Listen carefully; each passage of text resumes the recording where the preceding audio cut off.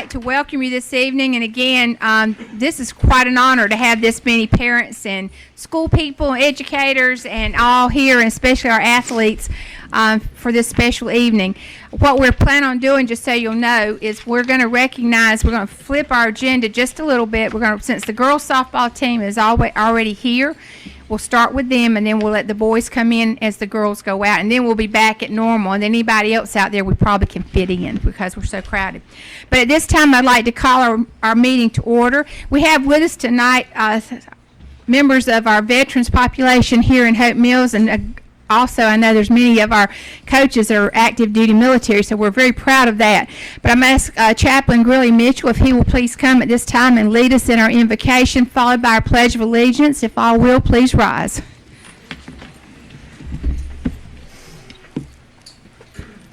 Let us bow our head.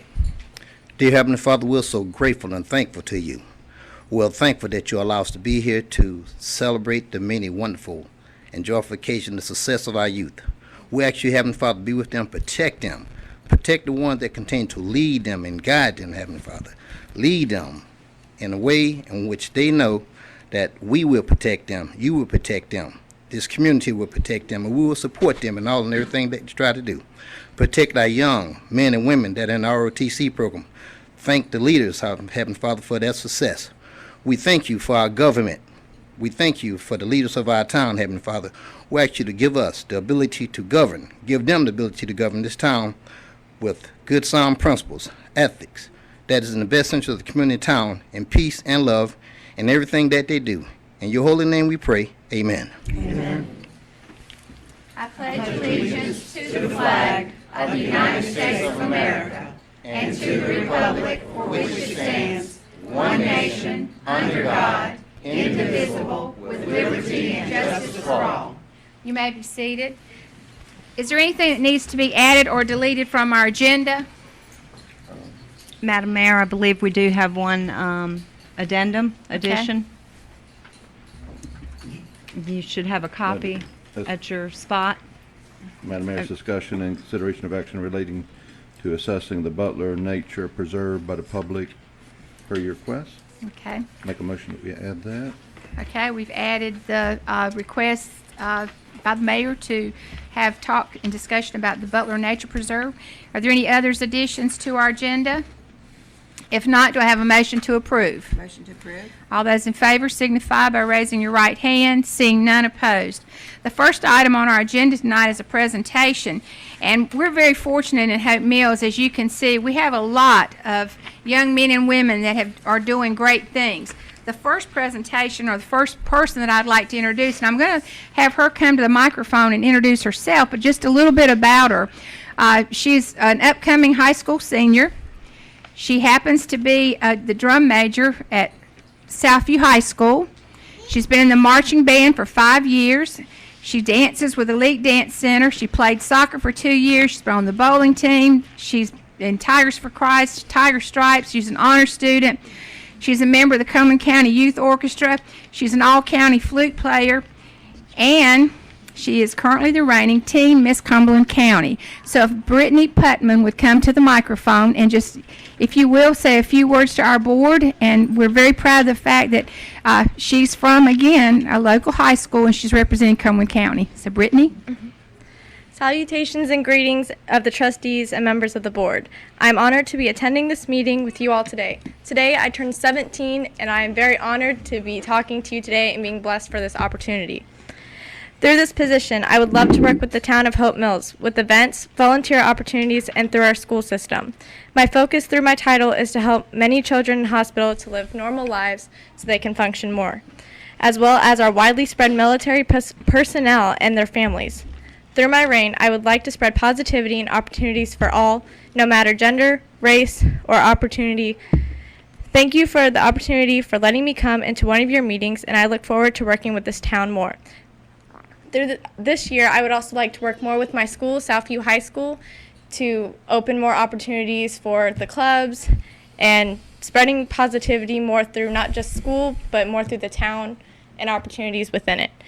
So thank you very much for letting me spend my birthday talking to the board and having more opportunities in this town. If you will join me in singing Happy Birthday, I think that's only appropriate. Happy birthday to you.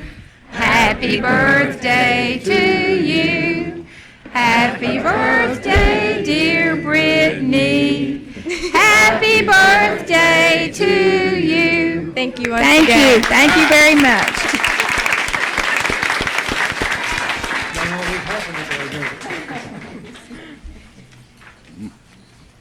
The next presentations that I have, and to me, this is probably one of the highlights of my being mayor. And the reason why I say that is being a military brat myself and coming to Fort Bragg by way of the military and getting here and realizing that there's so many more people like me that decide that this is home, even though my parents went back to what was home. It's very special. We got recognized first in Washington by the Pentagon, and then by the Charlotte Observer, and I am hoping the Fayetteville Observer is going to pick this up, because for me this is very special. And it's also in a magazine. The author of this did it by way of the Pentagon, because what they were looking at is data, trying to find out what caused or what was the reason that young men and women would just join the military without being forced, coaxed, or any other way, and because they not only wanted to, but what was the reasoning why. And when they started doing the work, what they also started looking at was the numbers from each location across the United States. Not just in North Carolina, and not just in locations where they have military bases, but all across the United States. I got a phone call about, I guess, 2 months ago, and this lady said that she was calling from the Pentagon. And I thought, well, now, I'm too old to join, so it's got to be some other reason. And what she said was she wanted to talk to me about Hope Mills being in the top 25 of the number of young men and women that have joined the military or have gone on to college in some form of ROTC program, and that now were very successful. This was the age group from 17 to 24. The actual numbers for Hope Mills, we had, in that age bracket, we had 2,322 young men and women, and out of that, 374 have either enlisted or gone on to an academy, and some of those, because this data started in 2014, some of those are already in active duty, and some of those were in active duty right away because they went to training the summer before their senior year. The article is now was first posted in Washington, D.C. by the Pentagon. The magazine is called the Lolachi, and I'll have to get more information on the magazine because I don't have a copy of it. But the small town of Hope Mills achieved a rather outsized distinction this year. It's the top-ranked town in America for young adults joining the military. North Carolina as a whole has top billing too, based on the number of 17 to 24-year-olds who join the military relative to the population in that age group. In more towns in the top 25 than any other state, with 6 total receiving the rankings. Hope Mills number 1, Cameron number 5, Spring Lake number 13, Hubert number 15, and Rayford number 16. But Hope Mills' high rate of military participation is not the norm. Many of America's largest cities are unrepresented, and the regions of the United States where recruits come from have become even more concentrated in recent years, a congressionally mandated panel studying military service recently found. Like most of the top 25 towns, Hope Mills is near a military base. Its high schools have well-developed junior reserve officer training corps. The programs are part of their curriculum. Recruiters are welcome on campus. And like most of the town, Hope Mills has fewer than 4,000 residents in the age of 17 to 24. Almost all the communities were located in the south or southwest. And I wanted to give you an idea of what this is as far as the ratio. For example, based on Charlotte's population, if they had the same ratio as Hope Mills, they would have had to have 15,358 join the military over the last 5 years. But no, more importantly than that is only 1,600 joined. So they contribute to the fact of good teachers. They contribute to the fact that our community is very military oriented, good high schools, good strong programs, friendly families that are friendly to the military. And we also, another thing that was important was out of this current senior class, we had more appointed to West Point or to the other academies than any other community in North Carolina. So we're going to recognize tonight the ROTC programs and either the principal or designee of that school. I've asked the veterans to please come forward because I believe our veteran population, or VFW, not only is very strong in Hope Mills, but they also are an asset to us as far as our community goes. Grandparents, uncles, aunts, and a lot of them have children that have joined. So if the veterans will please come forward and stand right here in front of this, the ones that are part of our, and you too, Commissioner Bellflowers, you're a part of this too. And I may not have the actual name of the person that is representing the school because we've actually invited the principals, but you may find there's a designee here. A certificate of recognition providing an ROTC program and strong influence on 18 to 24-year-olds to serve our country. Grace Creek High School. Principals Lisa Stewart, Chief Davis, and Commander Adams of the ROTC. If y'all will come forward, please, and join us.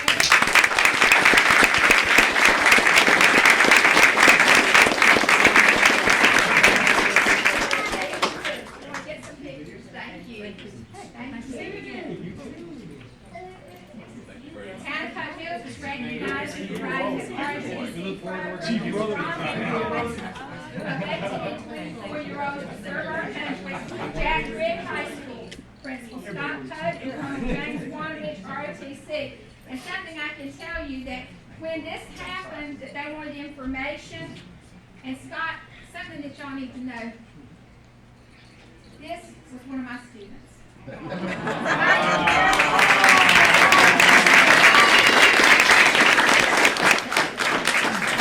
It's always good when you can say, you know, this was one of mine, and he was at Douglas Ford then, and now he's Principal Jack Britt, so congratulations. Thank you, ma'am.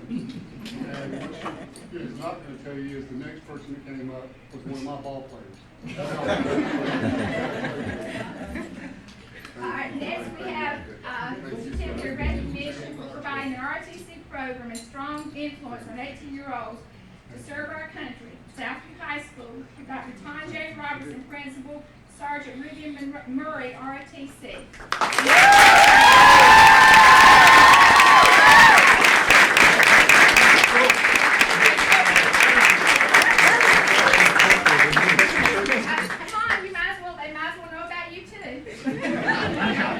This was also one of my students. He was also in charge of the Ford Pass program at Douglasburg when I was principal there.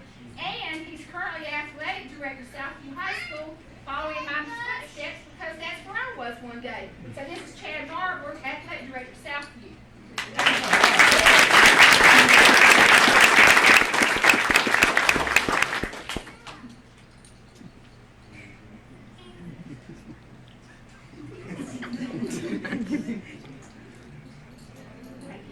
Stay right here. All right, now, what I want everyone to know, if you'll stay right here too, Chad, stay here too. What I think is important about our community is, you notice we've also got some coaches up here. We've got the people that belong to our VFW. We've got a strong Veterans Association. We've got a spouse right here whose husband's there. We've got also a member here. We've got men and women that serve in Hope Mills. And we've got a strong support group of big families that move here.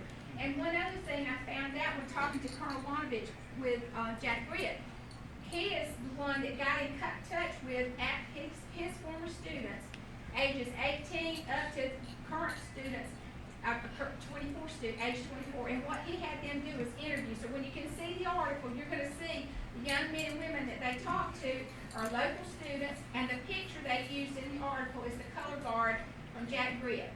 So it's just exciting for me that our community is represented as #1 in the nation. And I'm going to turn it over to Commissioner Bellflowers. He hasn't, not now. I know. Not yet. It's no time. All right, it's later. But I'd like to thank this group of people, and especially the strong support that we have in Hope Mills with our veterans and our active duty. We also have right now very fortunate in that our population has grown, and my understanding is the growth has been because of our active military. So, great job, Hope Mills. Thank you. Thank you so much.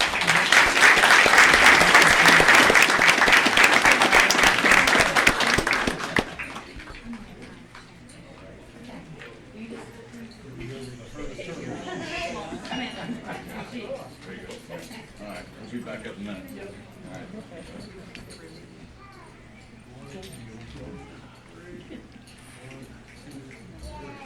Hey, Bill, how are you? Beautiful. Good. Beautiful. Yeah. Chad's the man.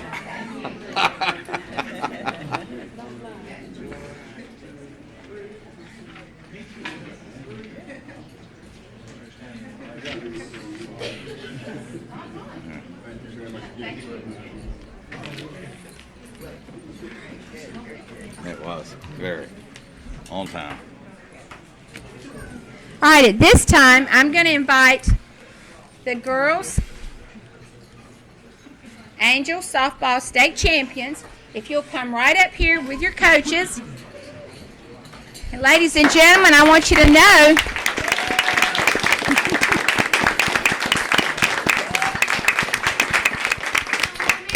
we have another reason to be proud, and that is that this group of young women and their coaches are representing us starting July 26th in Louisiana. So they got to get there, and we just think it's very important that we recognize and celebrate with them. I'm going to ask Commissioner Legg to come down and assist me, and we present some special certificates to them. And then what we'll do is have an opportunity for all the parents to come up here too, because I think it's unique, the number of parental support they have. Okay, come on. Come on, sir. Mayor and the pins too. He's got it. Okay, He's he's got good. it. Perfect. Okay. We're skipping it. Okay. We're Thank you. trying. I just got this. I got the softball. Here's softball. Don't start off with baseball. There's softball.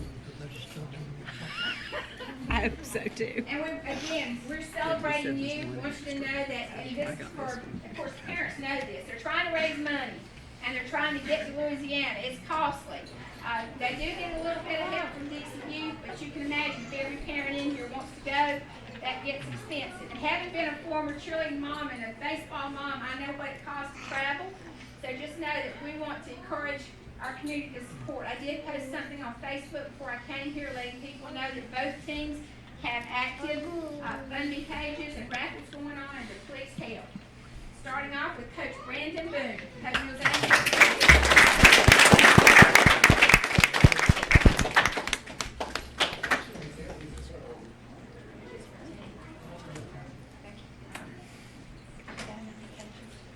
I think we just did the teams.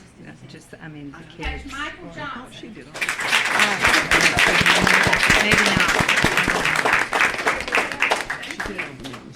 Coach Dorian Oh, she Colosso. did.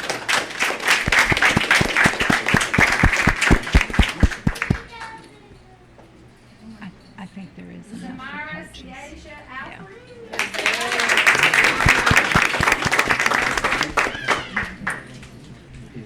Danielle Marie John J. Berry. February to March. Meadow Leanne Sky Critchfield. Yeah, March 1st. Olivia Rose Heffron.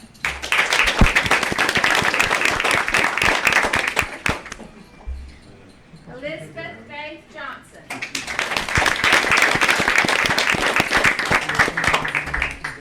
August Marie Keyboard. McKinley Ann Colosso.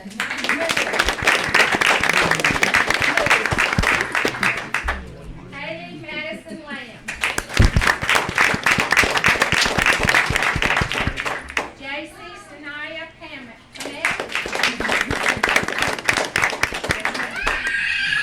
Tanisha Maria Riviera Camacho.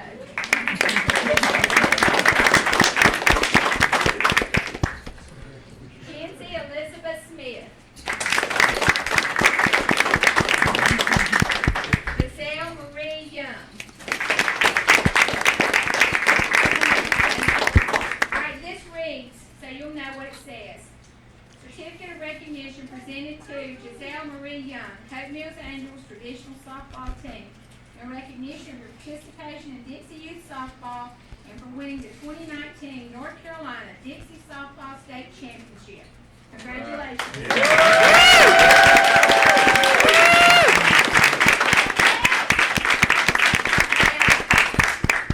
Parents, you want to squish your hands some, so you get a good picture. Come on, let's get the little ones on, the little bitty ones in front. We're gonna make 2 lines. Come on down. Come on down. Y'all know how to make 2 lines. Come on. Hey, just like we take our normal pictures, girls. Hey, Squish your hands. holler back. We'll have the commissioners behind you. Commissioner Leg on one side, me on the middle, and you got the commissioners back there. Here. Number 1. This one. A pension. Ready, girls? All right, everybody look at the microphone right there, so we got a good picture. 1, 2, 3, we're gonna start smiling.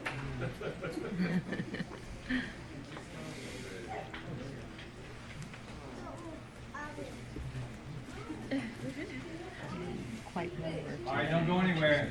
These ones, they won't stay. You gotta put your fingers up. Let's go, girls. Let's go.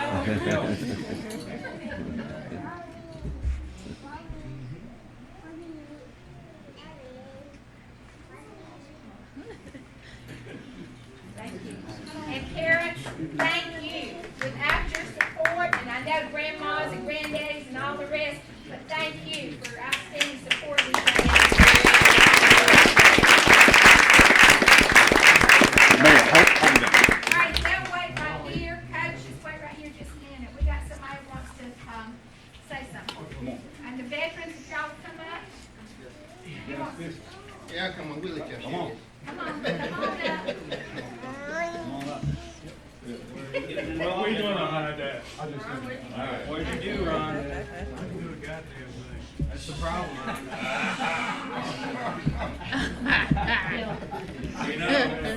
We know what your achievement is. We know that it's cost you to go. So, on behalf of the veterans of Foreign Wars, Bryce Swindle Post 10630 Hope Mills, we are going to contribute $300 to your ball.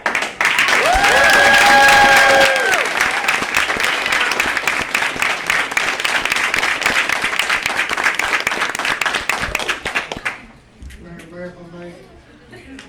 God, we're proud of you. Proud of you, playing high. Good luck. And as a veteran organization, one of the things that we've been striving to work on and improve is being a community of in totality, working together as one. It's not about the veterans, it's about all citizens also. So and that's what we are about, and that's what we're going to be moving and working in everything that we do. So we thank you all for your hard work and effort that y'all did out there, being number 1, because Hope Mills has a whole lot of number 1. So thank you all.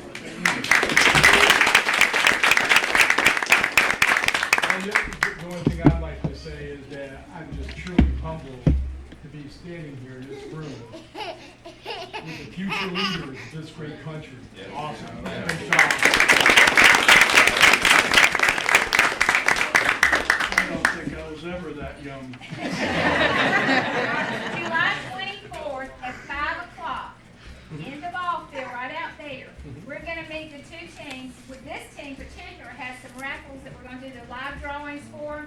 But that'll be the first time and probably the last time we can see them as a team, because they're going to be leaving and traveling to Louisiana and going at different times because they're going in different ways. So if you can come July 24th, 5 o'clock, ballpark. Okay? Thank you.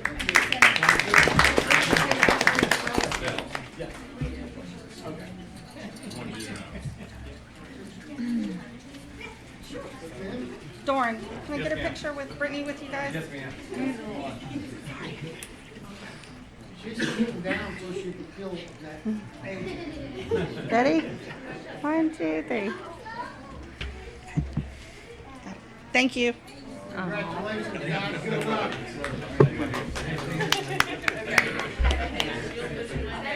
All right, I just want to take up 5 minutes of your time. It's really important, and you know, the parents and the coaches expressed to the girls that community is very important. And we appreciate that everything that everyone's done for us, you know, the support, whether it's on Facebook, you know, the mayor taking time out of the church together to talk to me, my daughter the other day. So, we got a couple of things for everyone, but I want to, but not everyone, let me back that up. Augie, so you got to find different ways to kind of motivate your team, you know, whether it's capital tyrants or needs, the way you discipline your kids at home. We're not really into the discipline, we're into the motivation. So, what we have here is a hustle bat. Every practice we give it out, every game we give it out, and it's to the girl that's hustled the most. And the last one that was given out, and they all sign it, and then at the end of the year, after we win the World Series, it'll only go to one girl. All right. So it's pretty important. They really strive for it. Augie got the last one that we gave out. So what we'd like to do. Can you break up into your 4 groups, girls? One here. Which one am I getting? Where was the 4 groups? Where's the 4 groups?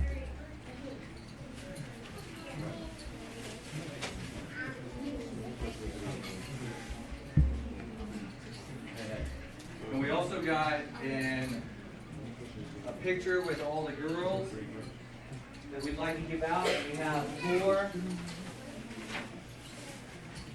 really unique, one-of-a-kind autographed balls from each girl on the team.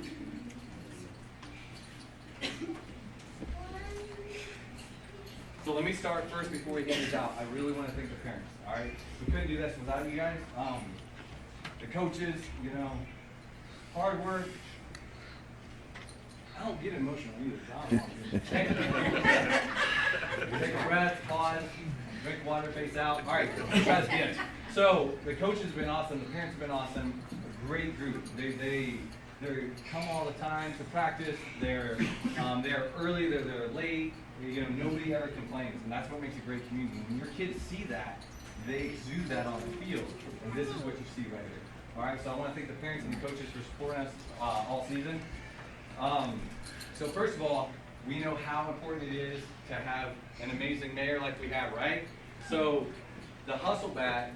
We have a hustle bat, a ball, and a picture. And the reason why we have the hustle bat is because everyone here, regardless if people know it or not, you guys are hustling every day.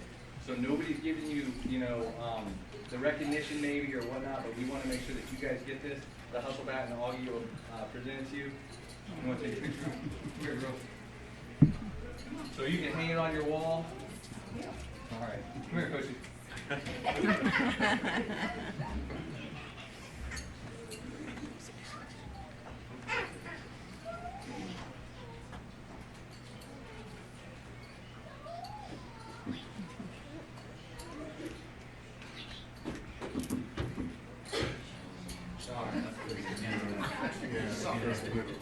All right, so it's really important that, you know, we recognize the mayor and everything that you do, ma'am. And we also got a picture of the team for you to hang out.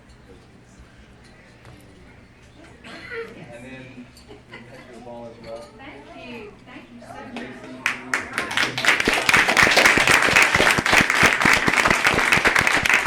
So I won't repeat the whole spiel because I don't know that I nailed it the first time. So the second group that we have is to all you guys up here, the commissioners and whatnot. We want to make sure that you guys are recognized too, because I can only imagine what it's like to sit where you're at and deal with the concerns and everything that you guys deal with. So our second group, we got Hey, we got Z, and we got Lizzie.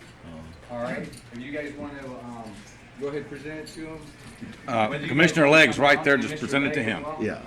Present it to Commissioner Legg, he's standing right there. Thank you. Thank Yep. you so much. Thank you. Thank you.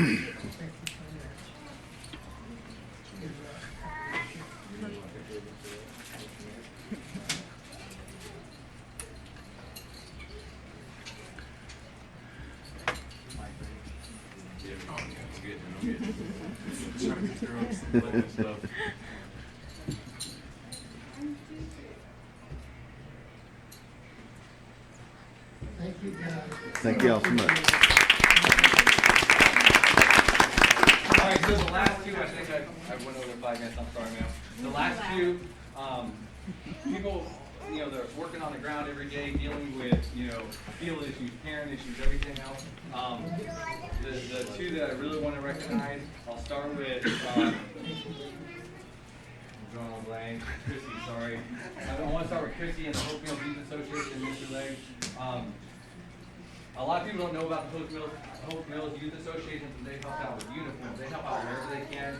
They're out there raising money every year, trying to help these kids out that are going to state. And they do a lot behind the scenes, and I think it's really important that they get recognized.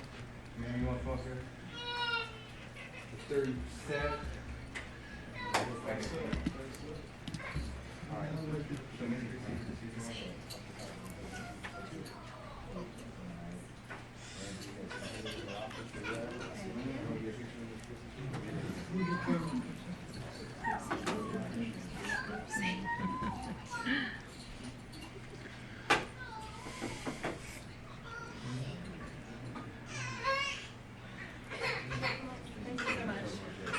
And last but certainly not least, we have Maxie and his crew. You got Maxie, you got Steve.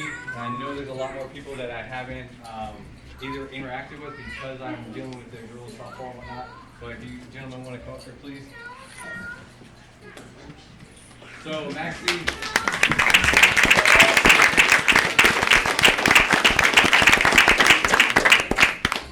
Maxine's the assistant director for Hope Mills Youth Association. They are here late, they're here early, they do a lot of things. They take concerns from parents and players alike. But I've worked with them for about 5, 6, 7 years now. Never had an issue. Always listens, always treats you like you're the most important person in the room.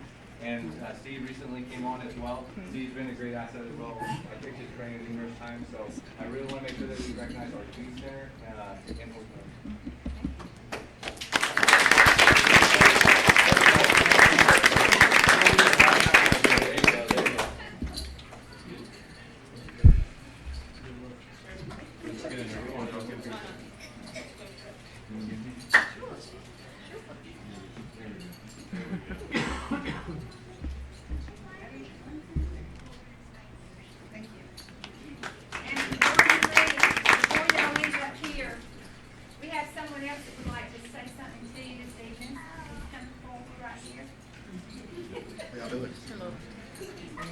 Hello, how are y'all? I'm one of the partner owners of Pond South, and I grew up out here at Hope Mills, played a lot of baseball out here. Jerry watched my son go up here and receive these things. So on behalf of Pond South and Hope Mills, right here's a donation to you for your trip. Thank you so much. All right, sir. I appreciate you.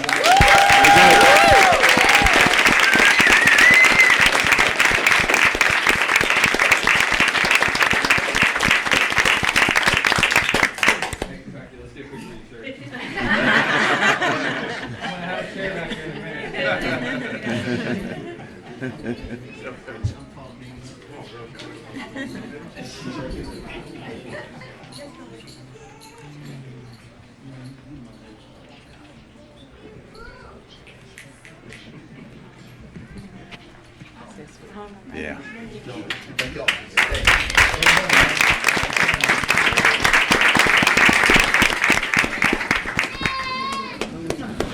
Good. Yeah. Thank you so much. Thank you so much, everything you do. Good luck, you guys. Awesome. So awesome. Love seeing the girl power. Thank you.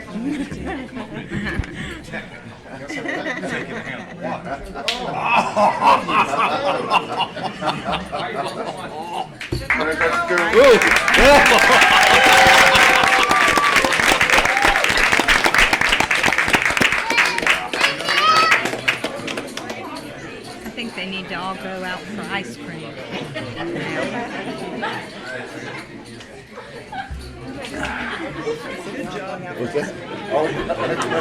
Yeah. They all deserve to go to Polk now.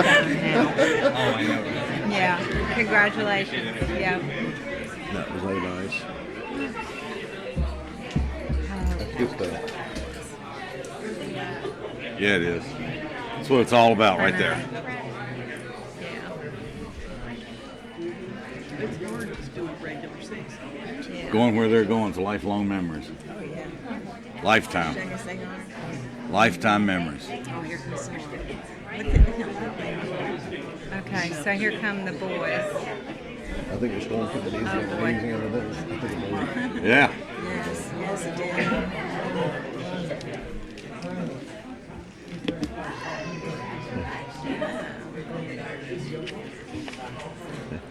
It's a handsome crew there.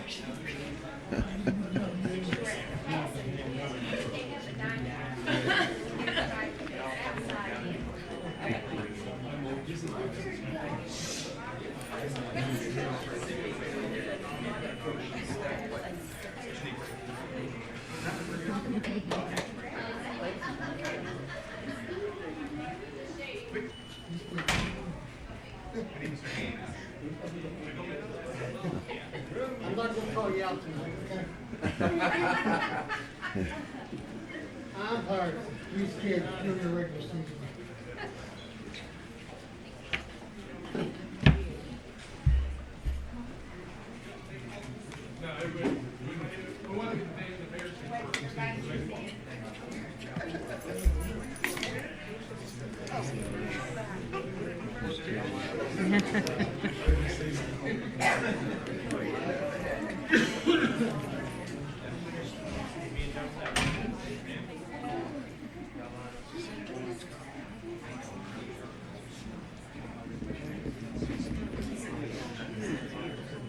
Oh, yeah.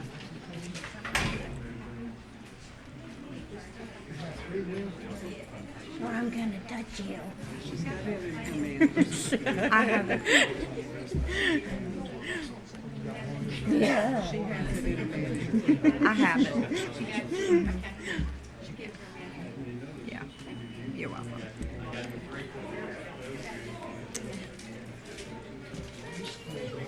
I don't like that scary, do I? You turn around like, oh my.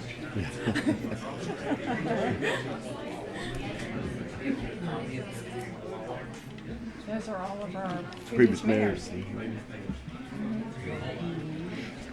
Yep. I think it goes left to right, doesn't it? Is it in order? Left to right. So Mr. Dees is ours. And then Mr. Dees was our last mayor, and then Jackie Warner is our new mayor today. His name was Eddie Dees, on the far right.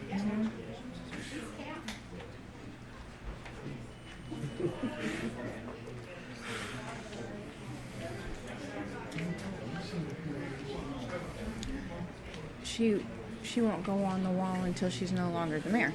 Then she goes on the wall. Nope, I'm a commissioner. My badge of courage.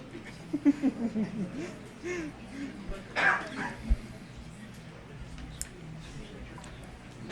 a commissioner also.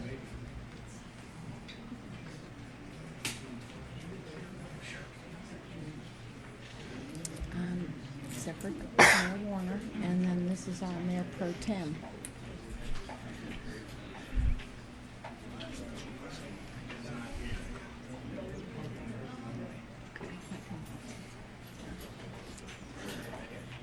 Everybody. No, she's talking to me.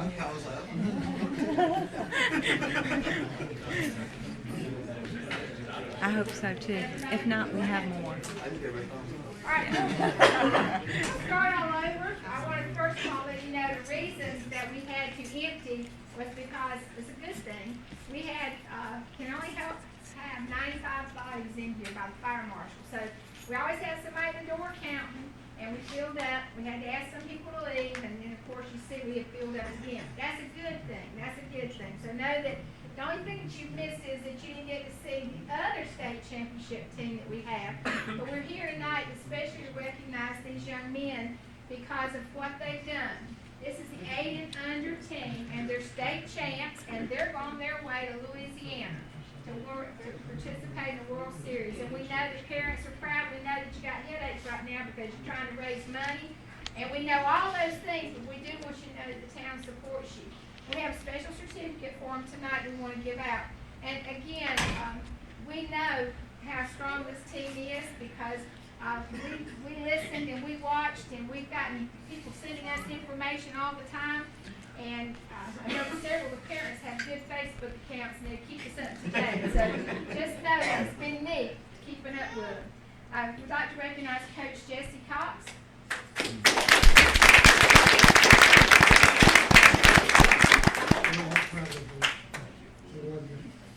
Coach Jonathan Lupo.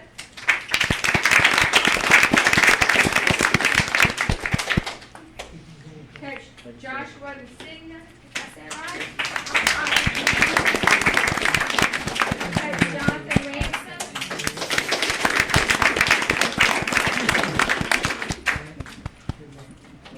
We'll start with Gavin Bowman. Colt Burns.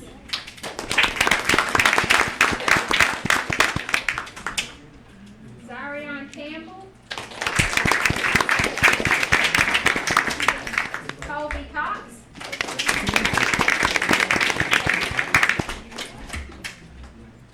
Corey Cox. Dallas Lupo.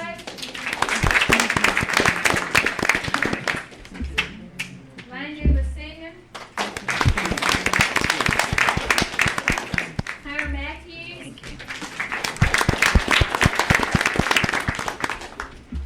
Tanner Parrish. Aiden Peterson McAllister.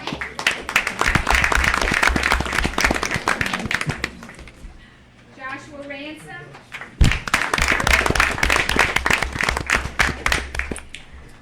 Noah Rivera. Noah, come stand with me. I'm going to read the certificate so you'll know what it says. Certificate of recognition presented to Noah Rivera, Hope Mills National Baseball Team, in recognition of your participation in Dixie Youth Baseball and for winning the 2019 North Carolina AA State Championship, one of many titles this year. And congratulations to you and your team. Thank you.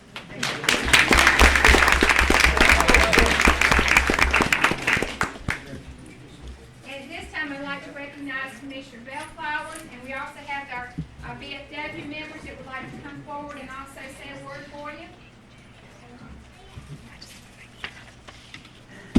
It's an extra one.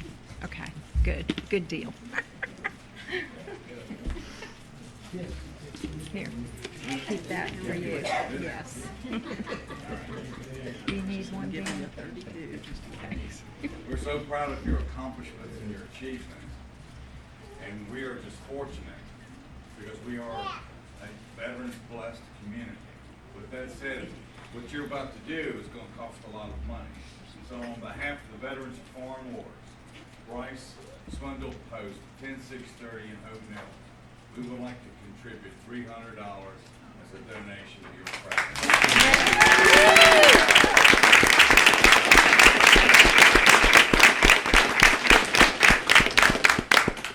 Once again, same thing I'd like to say, just truly humbled to be in this room with the future leaders of this great nation. Cool. And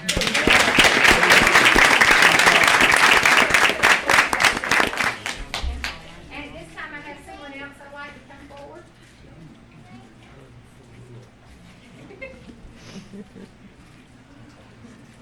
Once again, hello y'all. I'm a sheriff partner of Pond South, one of the owners. I coached out there for a long time, Coach Jerry Legg and some of the other constituents, me and Joe, Tonzi. But yeah, I know what it takes. Hard work, determination. My son was up here a couple years, a long time ago. I tell you right now, y'all have to understand what these guys put in out on this field. I mean, these little guys, they put it in. It's a lot of hard work. Jesse, other coaches, great job. And on behalf of Pond South, we also going to put something to make sure y'all boys have a good ride. Thank you.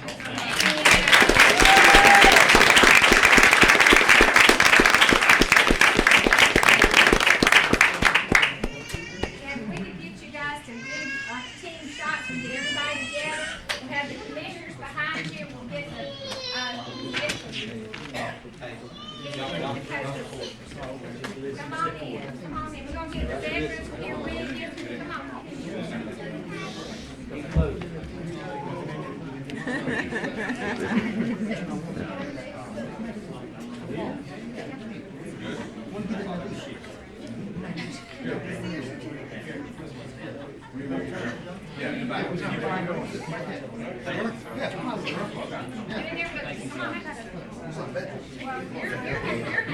You're here because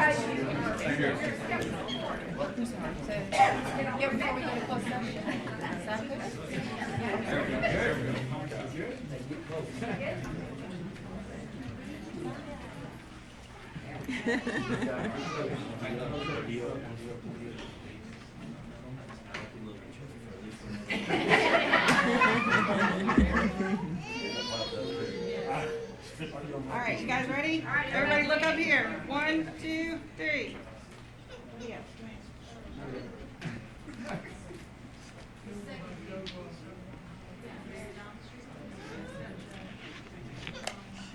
How about putting the number 1 finger up? It's just the one now.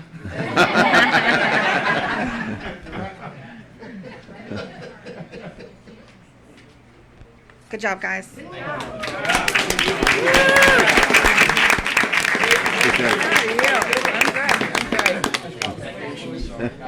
Oh, yeah, my heart bleeds for you. I'm sorry. Yeah. Thanks, Bill. Just rub it in. we're gonna meet the girls team in the baseball field directly behind, Oh, yeah.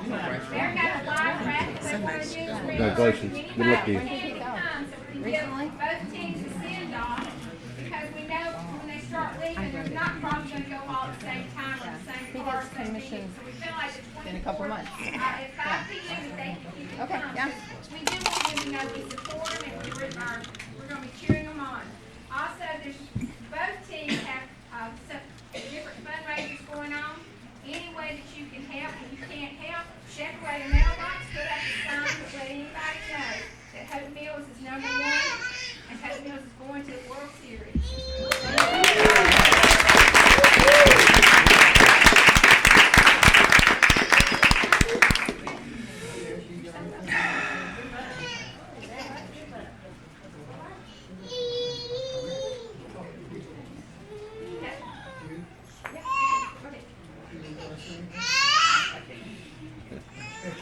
So on behalf of our team, just so you know, he wasn't very far away at all by letting you know that there's a lot of work, there's a lot of sweat, there's a lot of tears, there's a lot of grind that goes into get to this point that starts way back in February. And when you look at that dynamic of what it takes to get to this point, it really becomes surreal, because all you dream about it, you want to be there, but to actually be there is really fantastic. And these boys and coaching staff has really worked hard to come out and really be here for this community. And being 7 and 8 years old, they don't even have a clue what they accomplished. The night, I can tell you, the night of the state championship, the last conversation that we had, besides me getting in their butts a little bit, was it's 6 innings at a time. And in them final 6 innings, even with the last 3 outs, and when they got that 3rd out, they didn't have a clue really. They knew they had won, but what they had won, they weren't sure of. It wasn't until really after the fact, when we had a conversation in the bleachers, when the celebrating was going on, that they realized they were fixing to change jerseys and wear that North Carolina across their chest. And this little town of Hope Mills, they were going to represent that whole entire state. They started. Yeah.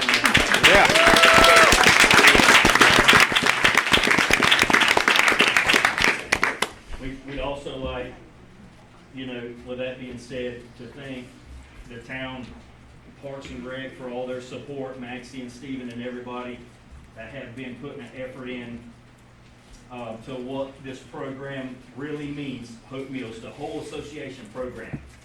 It ain't just evolved around these 12 boys. it's a whole group of kids throughout this whole entire community. Yeah. These 12 were just fortunate enough to take it to a different level.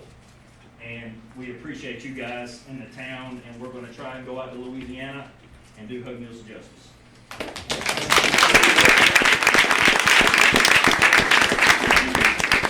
I know we've run over it longer than we intended to, but I'd like to take this time to say I know what these coaches and these kids are going through. I've been there.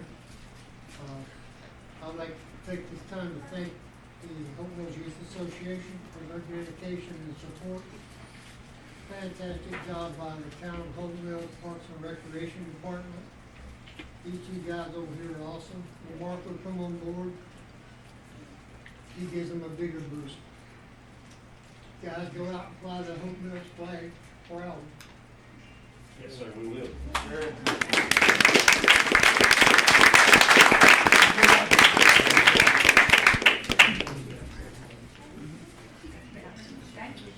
I won't call you out no more this year. Hey, any of you guys want to come on out to Louisiana?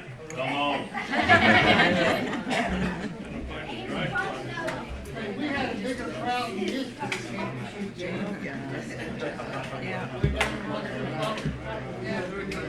Thank you.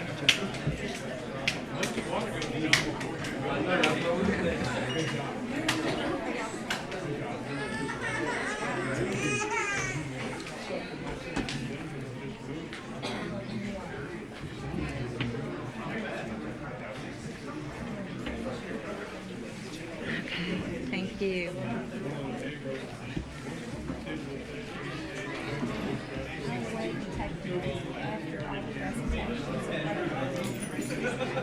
Does somebody need to get their thing on it? It's just a busy night. Or do they know? They know where it is. Okay.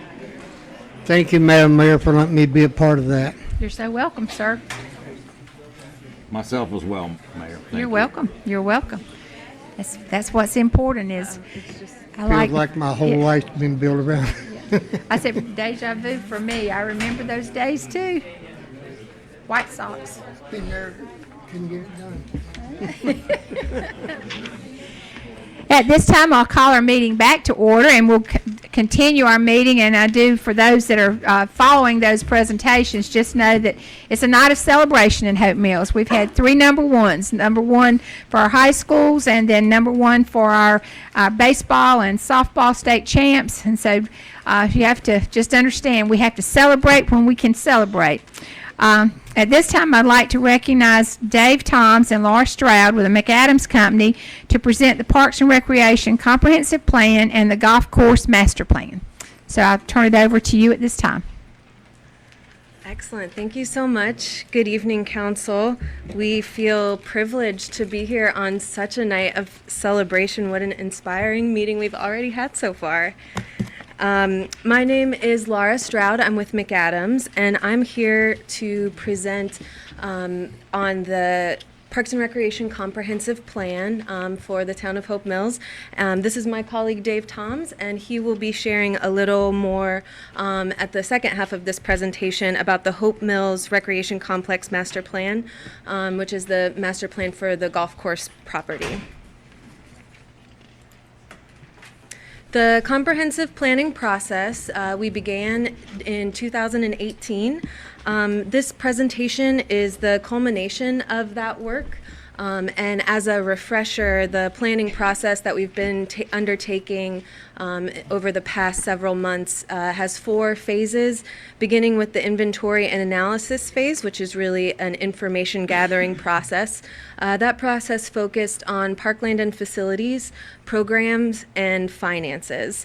The transition from the inventory and analysis phase is the visioning process, where our staff worked closely with town staff to synthesize all of the information and community input that had been gathered up to that point to create a vision for the next 10 years of Parks and Recreation within the town of Hope Mills. From that vision comes the plan's recommendations, which serve, it uses the inventory and analysis as a starting point. and the vision for the next 10 years as an ending point, and the recommendations are how do we achieve that vision in the time that we have. And the final step is that action and implementation plan, which turns the recommendations into actionable items, that actionable goals and objectives that can be prioritized and acted upon during the lifespan of the comprehensive plan.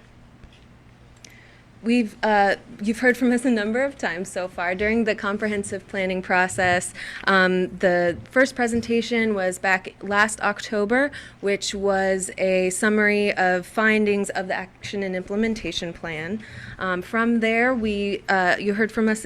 You checked in on the plan again on March 4th, which was a presentation of the draft recommendations.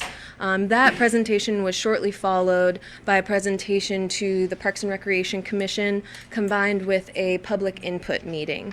And then finally, the last Monday, you received in your inboxes a final draft document of the comprehensive plan. And tonight we are here to wrap up the process, and you have on your agendas an item for final approval tonight for the comprehensive plan.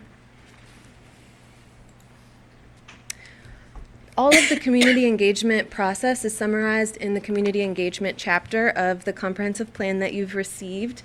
And this slide includes a summary of the strategies used throughout the comprehensive planning process. These strategies were 2 public input meetings, which were formally advertised public open house style meetings, 3 meetings with department staff, including a visioning meeting, 2 meetings with Parks and Recreation Advisory Board, the presentations to Town Council that were previously mentioned on the slide before this one, the scientific survey, which the results of that represent a statistically valid sample of the town's demographics, a public mailer outreach, and 2 pop-up public input tables, one at the IGA and one at one of the popular food truck rodeos that y'all hold. The materials for the pop-up input and the mailer outreach mirrored the same community engagement strategy of the formal public input meetings. All of this work has culminated in the final planning document that you have received. The contents of that plan include a brief introduction of the town's history and a few other items, demographics and recreational trends, the inventory and analysis, which includes the pieces mentioned earlier, the full summary of community engagement throughout the process, the level of service and benchmarking, which informs the recommendations with a few measurable goals, and the final recommendations, which are summarized around parkland and facilities, programming, finances, and staffing and operations. All of the recommendations are then put into the format of the action and implementation plan, which takes the form of a 10-year work plan for staff to guide the efforts of Parks and Recreation priorities and objectives for the next 10 years. And just to note, the content of all of these items has been presented previously from other presentations that you've heard from us, as well as the document that you received as part of your packet. Now that the comprehensive planning process is complete, there are many benefits to formally adopting the Parks and Recreation comprehensive plan. First of all, having an adopted comprehensive plan is considered to be a best practice in the Parks and Recreation industry. It establishes a vision and staff work plan for the next 10 years, as mentioned in that action and implementation plan. And having this action and implementation plan provides a framework for decision making and financial planning over the next 10 years by laying out a number of possibilities and allowing folks to prioritize those and move forward intentionally. The scientific survey represents community demographics and needs, which is an excellent opportunity to have a detailed understanding of the community's recreational needs. The plan identifies current trends in recreation, which, when combined with the results of the statistically valid survey, can ensure that the new amenities and parks that the town decides to offer are really offering the residents of the community the best possible experience that Parks and Rec can provide. Finally, or not finally, next, the integrated strategy to fund, design, and develop parks and recreation projects creates a shared understanding of the goals and objectives so that folks can move forward together towards the objectives that the plan identifies. And part of what the plan does is establishes metric-based goals and priorities that allow success to be measured as the town works to incrementally achieve the goals of the plan. This ultimately allows the plan to evaluate and be responsive to community satisfaction in terms of parks and recreation. And this goes hand in hand with the accountability that the metric-based goals and the action and implementation plan provide. Finally, having a formally adopted Parks and Recreation Comprehensive Plan is required for some state and federal grants that enable communities to expand and enhance their parks and recreation systems. And in North Carolina, we're very lucky to have the Parks and Recreation Trust Fund, commonly known as PARTIF, which is a state-level grant that offers annually a competitive grant process to award grants up to $500,000 to communities that apply throughout the state. There are a number of requirements and elements that the town can have in place to make their application more competitive. One of these is a dollar-to-dollar match. The dollar-to-dollar is a minimum requirement. So, for example, if the town requests a $500,000 grant, then the town would need to also allocate $500,000 in the capital improvement plan in order to reach that goal. However, projects with budgets over $1 million receive favorable consideration for having an over one-to-one match for those state funds. Finally, there are a few elements of plans that help the application to be more competitive. One of the requirements is an environmental review of the site, and these two bullet points, council adoption of the system-wide Parks and Recreation Plan, that's the item on the agenda for this evening. That makes an application much more competitive, to the point where not having that is essentially a form of disqualification in the sense of actually being competitive. And then finally, council adoption of the site-specific master plan in addition to the system-wide comprehensive plan. Adopting the comprehensive plan and any forthcoming master plans would set up the town to apply for the 2020 grant cycle. The applications are due in May of 2020. That's the next cycle coming up. It is an extensive and intensive grant application process. There are a number of steps that should be planned up to months in advance to make sure that the most competitive application is put together. So it's by no means too early to begin considering submitting for that application.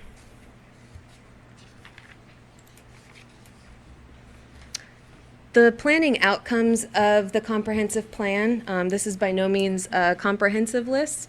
There's multiple pages of the recommendation section and action and implementation plan that go into detail, as well as a previous presentation to council about the intended outcomes of the comprehensive planning process.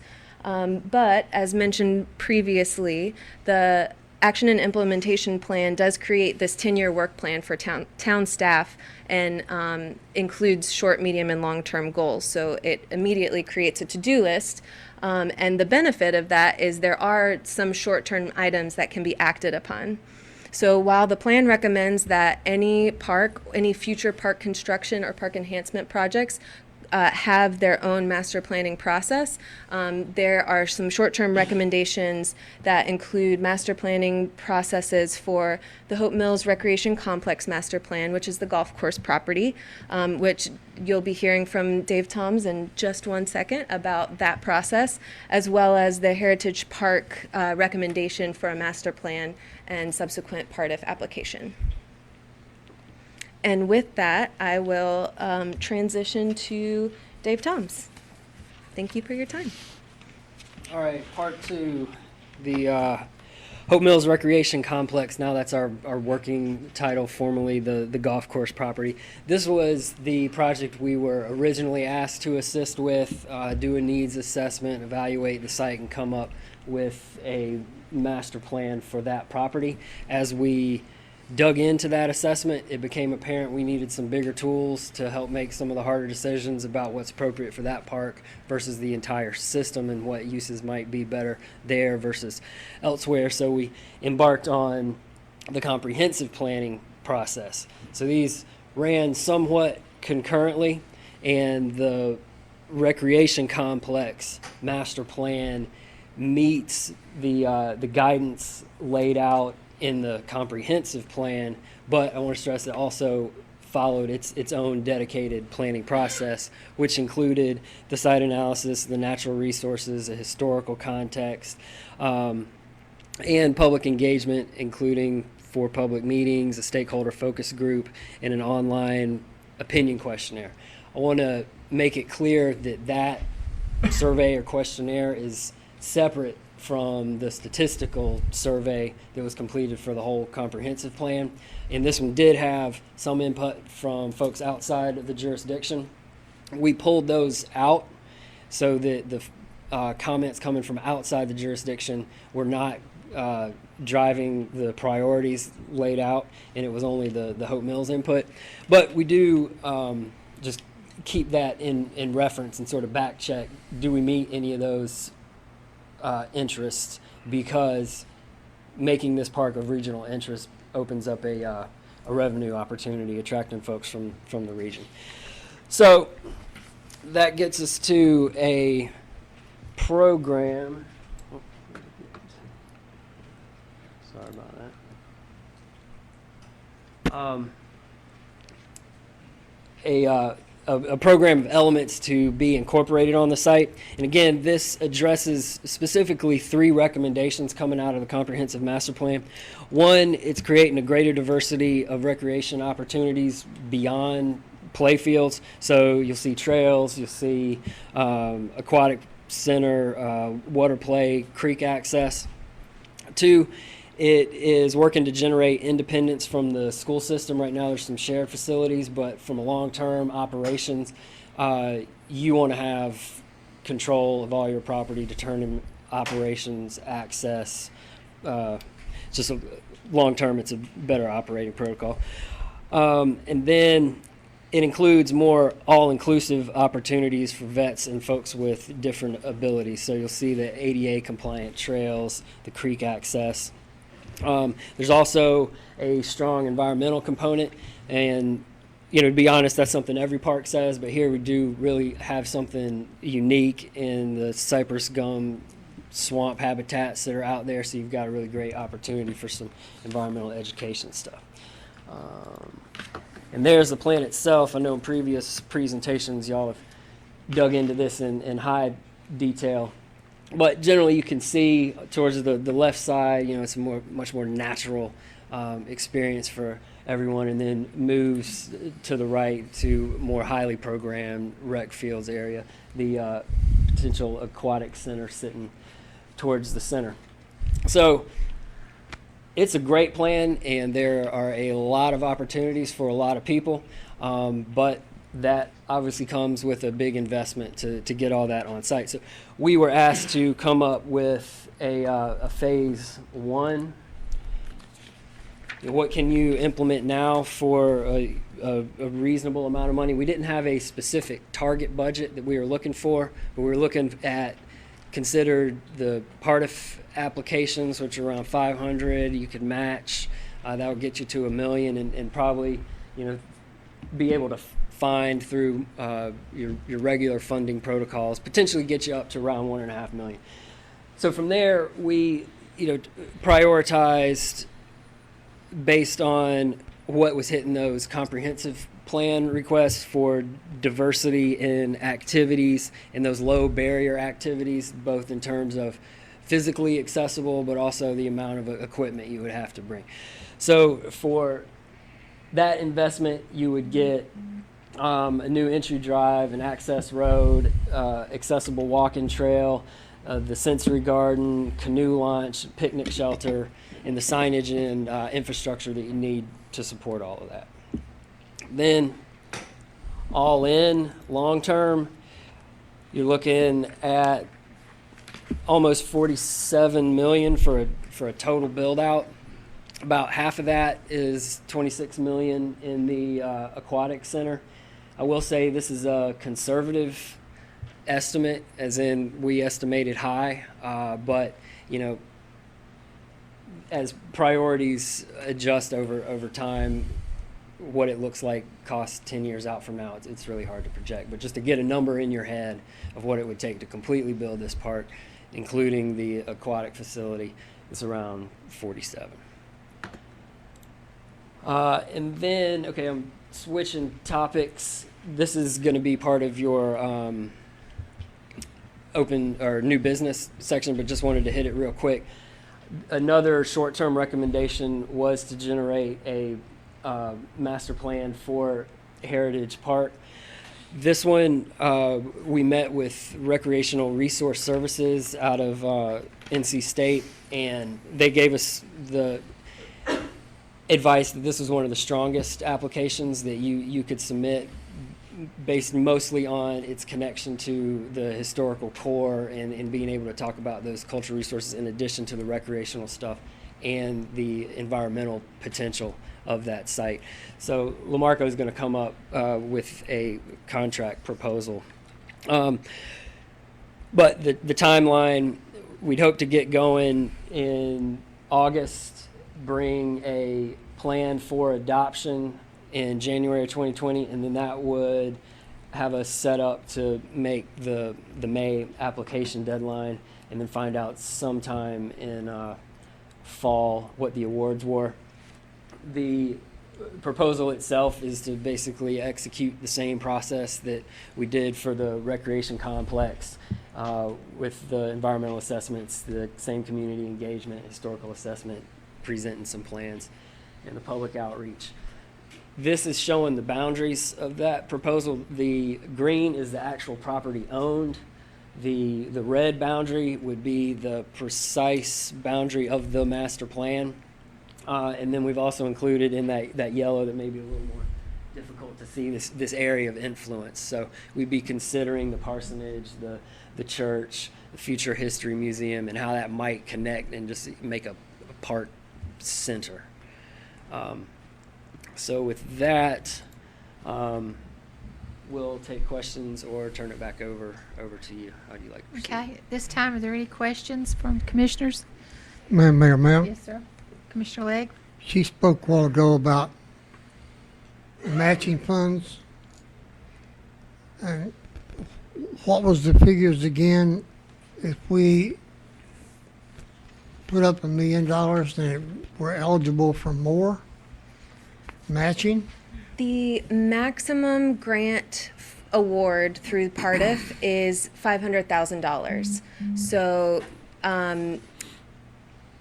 with a 1-to-1 match, a Partif grant would fund a $1 million project, with $500,000 from the state resource Partif and $500,000 from the local resource, which would be allocated through the capital improvement plan.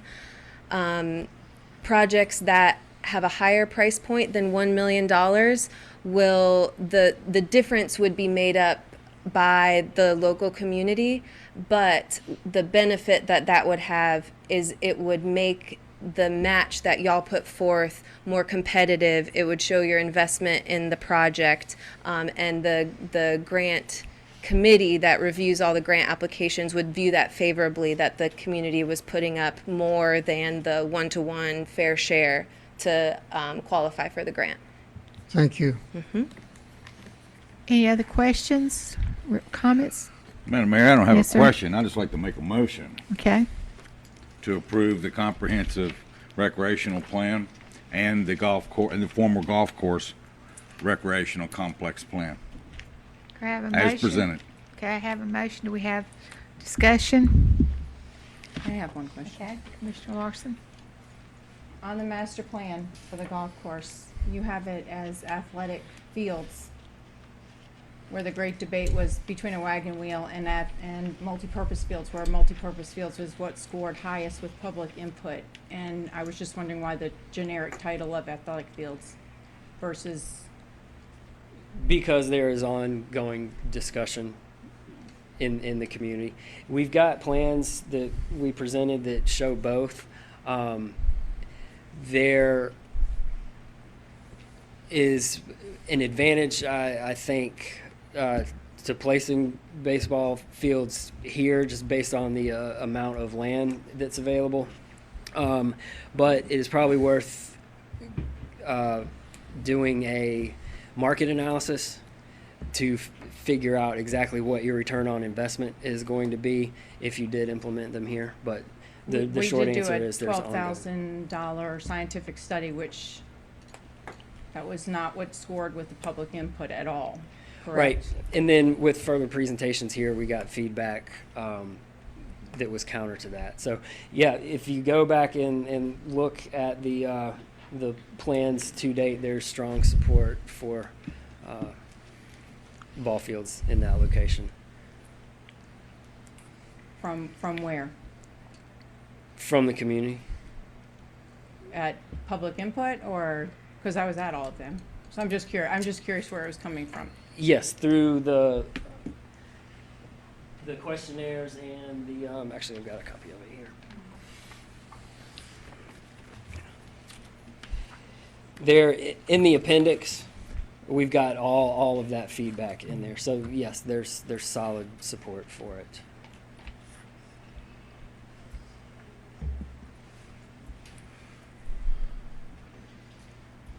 So leaving it with the generic title basically gives the option down the road for what the boards want to do? Correct. Madam Mayor, I would think that leaving it the way that it is presented, it doesn't leave the option to the board, it leaves the option to the community. Because this belongs to the community. That's what we use it for. So that's my comment. It opens the door, it stay the way it is, and the community can vote and have involvement and input on what goes there. Okay, you have a motion on, yes, ma'am? Go ahead, Commissioner I'd just like to Edwards. make a comment. I looked at it, and everything on there, every citizens that have made comments, there's something on there that relates to what they would like to have. I think it was thought of and planned very well. You did a fantastic job. But the way our finances are right now, I think we should go ahead and approve it and set it up on our shelf somewhere until we can get what we have going now finished and then come back to it. But I'd still like to go ahead and approve it. Okay. Any other comments? I agree that the plan is beautiful. I just was curious why the generic title on the athletic fields versus the great debate between the two. That debate, from our perspective, isn't settled yet, and this leaves the opportunity open for either direction. Mayor Warren. Okay. I mean, after all, it is just a plan, and later on, it can be changed. I mean, there's nothing set in stone. Correct. This is just an adoption of A working the plan, document. not a commitment Yep. to Yep. It's a construct. starting point. It's a starting Yeah. point. It's a start. Madam Mayor, may I? Yes, sir. I think that the presentations we did tonight earlier for that baseball and softball team should be incentive for us to get to work on something like this. We could have the World Series right here, but we don't have adequate facilities at this time. And even if this is approved, like Pat said, it might sit on a shelf, but if you do, set it close to the front so we can get it off of there easy. because we need to move on with this, because the kids and families in our town, like I said, you saw the support. That's just 2 teams. Just 2 teams. I've been around that stuff for 43 years. And we don't have adequate facilities. We have rec ball facilities, but we don't have facilities to bring in a World Series. I mean, we can do state championships, and we've had some district tournaments, and we have. But I agree, we need to approve this plan. And anytime you approve a plan, it's just a plan. The budget's just an estimate. This is just an estimate. And anytime something like this comes up, there'll be adjustments we will have to be made. But we can't do it if we don't get started. And with the great staff that we've got in Parks and Rec now, with Maxie, Steve, and Marco, everybody else over there, our town staff, we'd be crazy not to get started somewhere. Okay, we have a motion on the floor. I'd like to call for the vote unless there's further discussion. Anyone else want to say anything? Mayor Pro Tem? Madam Mayor, I'm glad that we've got this finally coming to our town.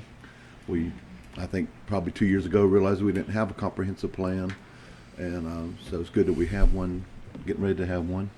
And it is difficult when you sit up here, and it is difficult when there's a scientific study that we paid $12,000 for, and it says baseball's at the bottom of the barrel. And then, I mean, I played 5 years of organized ball, played on 2 all-star teams, 4 championship teams.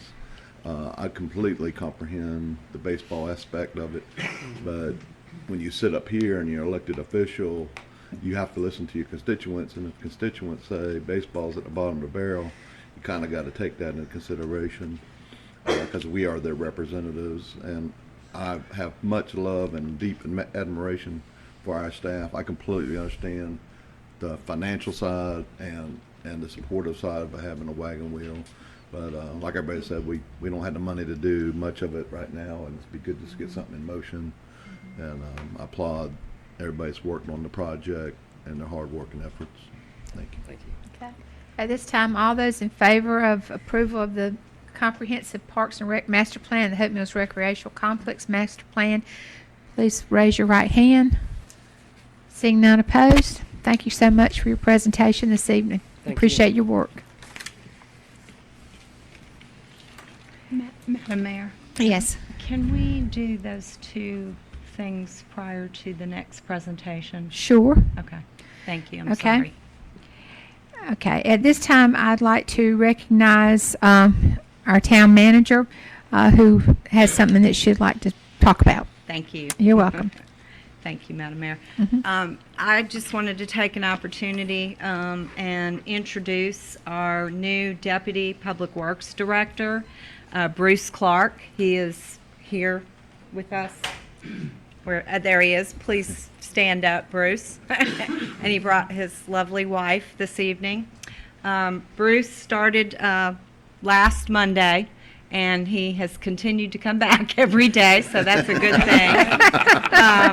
We've kind of joked about it. Don and I have joked with him about that. So, Bruce comes to us with over 20 years of proven leadership directing personnel and resource management.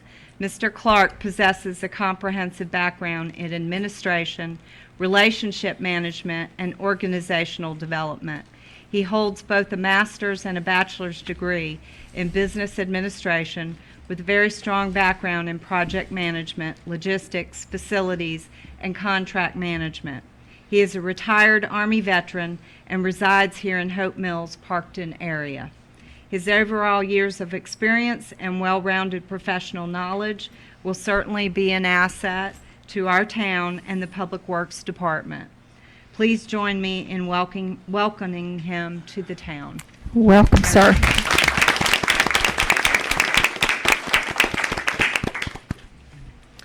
And the next thing I just really quick wanted to recognize unofficially, or I guess officially now, but our Parks and Rec staff for this past Saturday, Megan Hawkins Freeman, is she still here, or she's left? Okay. I was afraid that was going to happen with the length of the meeting, but all of the staff. She especially, though, did a tremendous job in a 4-day turnaround, and I have more in my manager's report that I will talk about. But Megan is to be commended for, along with all of our Parks and Rec staff who so willingly came back to work this past Saturday evening. Also, our Hope Mills CERT team. How awesome it is that we have a group of individuals that are so willing to participate in our public events and without, asking for anything in return. And also our fire department and our police department who graciously assisted in the planning and inspections and numerous things that are all behind the scenes things that the public has no idea goes on. So, and then also lastly, I did want to thank DJ King James for allowing us to tack on our event to his private event. Well, it wasn't private event, but an event that he himself had planned. And so it kind of morphed into a bigger thing, and I think he was very pleased with it, but it was very gracious of him to allow us to do that. So I just wanted to take this brief time to thank everybody that was involved, and it was an awesome It's a great night. Awesome night. It's a great night. Great job. Thank you, Madam Mayor, for Thank you. allowing me to do that.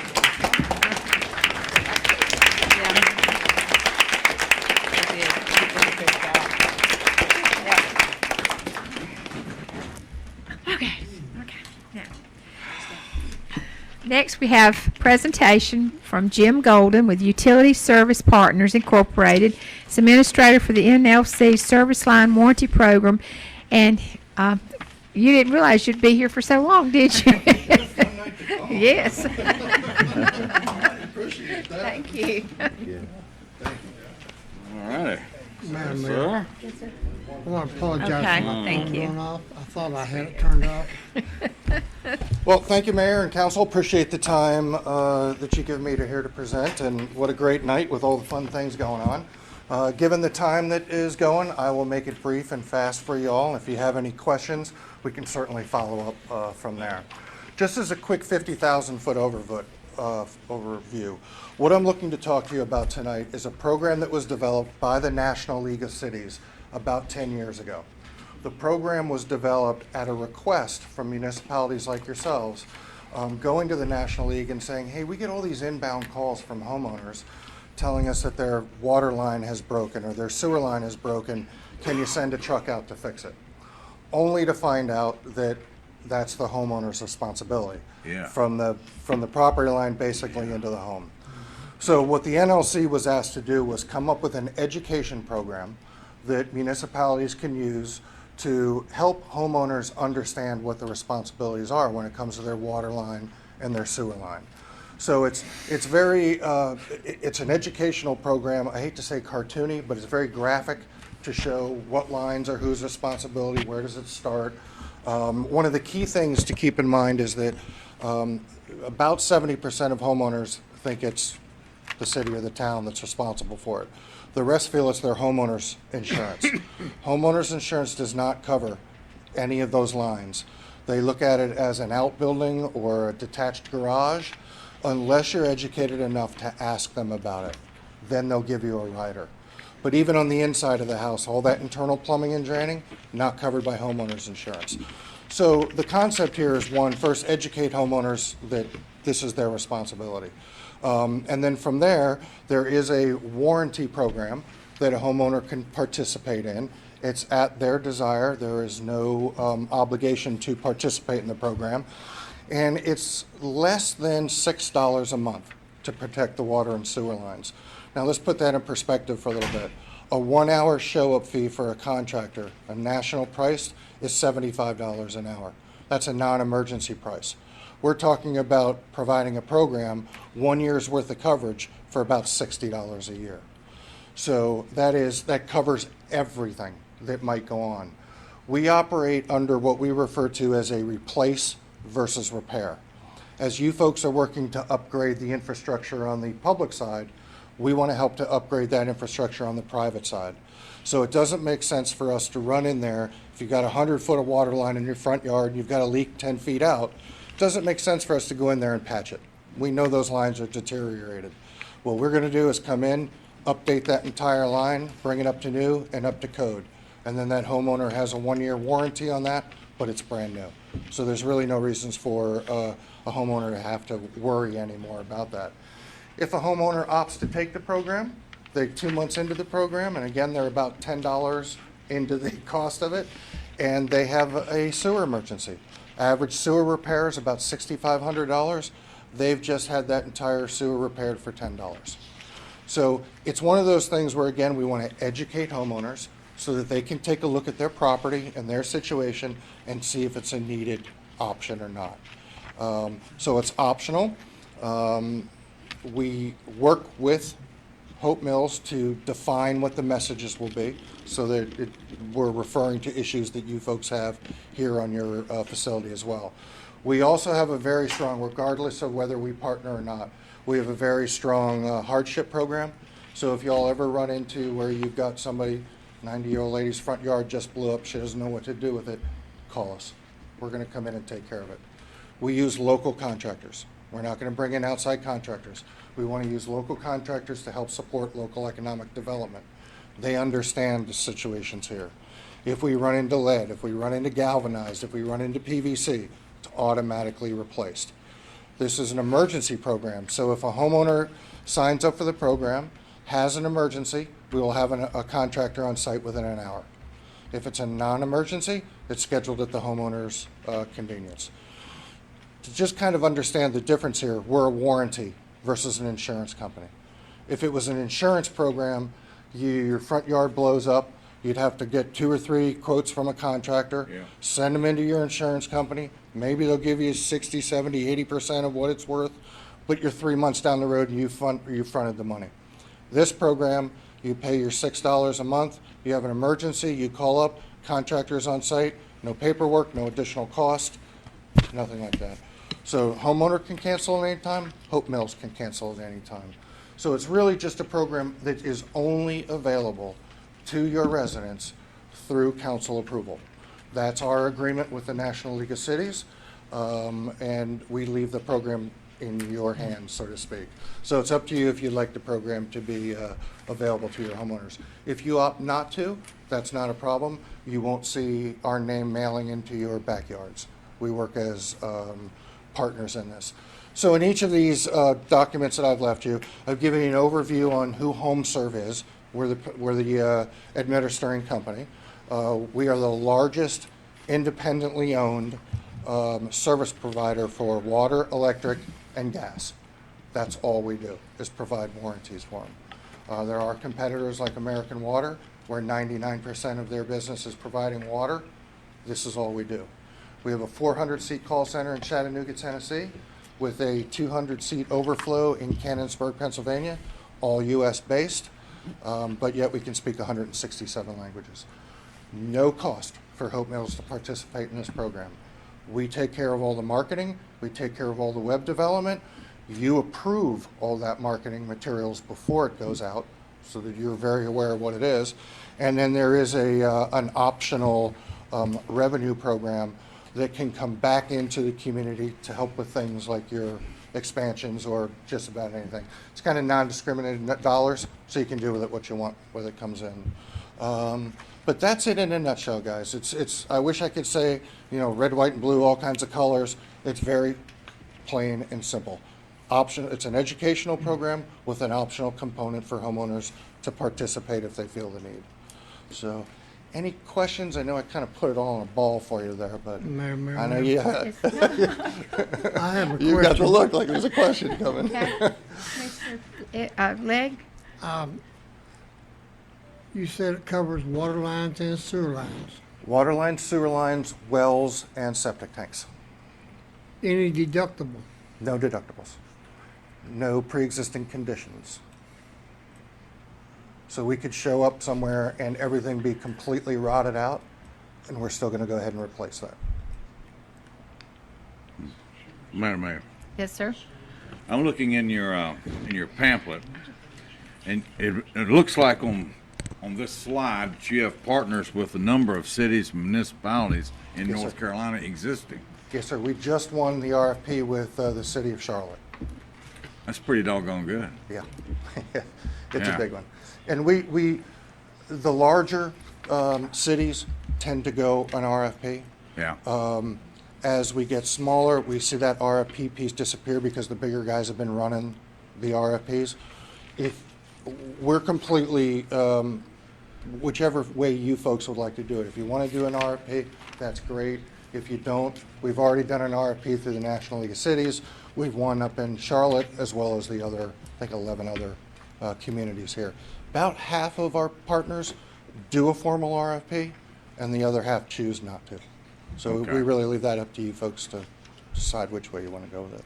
I just think it's a tremendous opportunity for the homeowners Yeah. because, and I know this from personal experience myself, that if there's an issue at the water meter box, that's all PWC will look at. If it is not at that box, they will not even send anyone to even look at it. And a lot of homeowners, yeah, there's a lot of folks out here shaking your head. You know what I'm saying? There's a lot of homeowners that don't know who to turn to or where to turn to. That's exactly the point, and that's where the managed contractor side that we have. Yeah. Our two busiest days are Christmas morning and Thanksgiving. You can kind of understand why. But those are our two busiest mornings. We need to have the leverage with our contractors to have them there in an hour. We also want those contractors to be fully prepared, because at $5 a month for a fee, we can't afford to run multiple trucks. That's why we go out, we replace. Everything is brand new.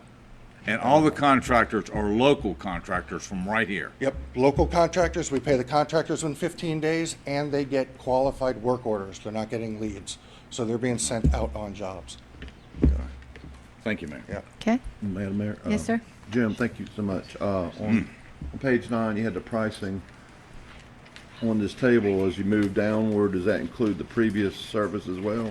If you look at that pricing, it starts off at the, Starts with water. yep, including starts off with extension. water, and the pecking order of the way homeowners really pick it is fresh water, then sewer, and then the internal plumbing and draining. So you can get the whole shooting match for the interior plumbing price? The interior plumbing is just the inside of the house. Okay, so Your there's an add-on sewer- separate yes, pricing? Yep, and 10% discount on each product, each additional piece that they go down on to. Okay. And how's that work when, because most of our services are contracted with PWC, Public Works Commission of Fayetteville. Do you guys work with our tax rolls, or you work with PWC? Nope, we just would handle everything on that private side. So everything do going anything with the with billing, PWC. we do it directly with the homeowner. So there's no Homeowners. interface needed on that, it's purely just a You just get our choice. rolls from the tax rolls, I guess. Yeah, well, yeah, there's two ways. We can look to you folks for residents, or we can purchase information and then come back and say, does this look right? The one thing we don't want to do is be mailing to folks that aren't your residents. That's our only. We're like a lot of little towns. We Yeah. have And we'll people work that with have a you. Fayetteville address, but they live in Hope Mills. Yep, Got and we people at work Hope with you Mills on an addresses. implementation to make sure that we get all those zip pluses so that we get everybody. You work everybody out all in there on it, logistics. yep. So really, the only thing that, if you folks, as you're talking, the only thing that we need is, and I forwarded on the mayor, there's an agreement. And it's a marketing agreement that just basically says, we're responsible for all the marketing, we hold you 100% free of any liability. All of that falls on us. But we do need authorization or approval from council to move forward, and that's an agreement with the NLC. And there's two options. One is like for us to wholesale it or retail it. One option is you've got a 50-cent kind of royalty that can come off of each warranty per month, per policy.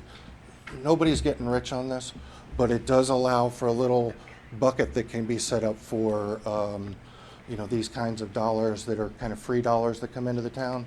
so you can use it however you'd like to use it. We've seen people use it for park benches, for dollars going to ambulances, you know, whatever it may be. It's discretionary, it's your dollars. You have to have that decision when we make the motion? I'm sorry? Do you have to have that decision about the royalty when we make the motion? No, no. That can be decided You can later? decide that, yeah, whether you've liked that or not. And I provided the agreement with the royalty, but I can certainly provide that without. So that's easy. Would it be appropriate to take action tonight then? Or do y'all want to wait? Can I see a copy of the agreement? We have. Yep, Mayor's got Yes. that, and I can forward that on as well to you. Send the email. Yeah. I'd personally like to wait. Wait, bring it back next meeting? maybe? Yeah, I really would. I'd like to. Great. Bring it back. And I'll That's make just sure the my mayor's thoughts, got all that Madam detail. Mayor, that's just Yep. my thoughts. Okay. Very good. Okay. Any other questions, folks? Yeah, Thank you. All right, thank you all. it's a good presentation. Thank Let's like you. to look at it. Oh, yeah. Thank you, sir. Yeah.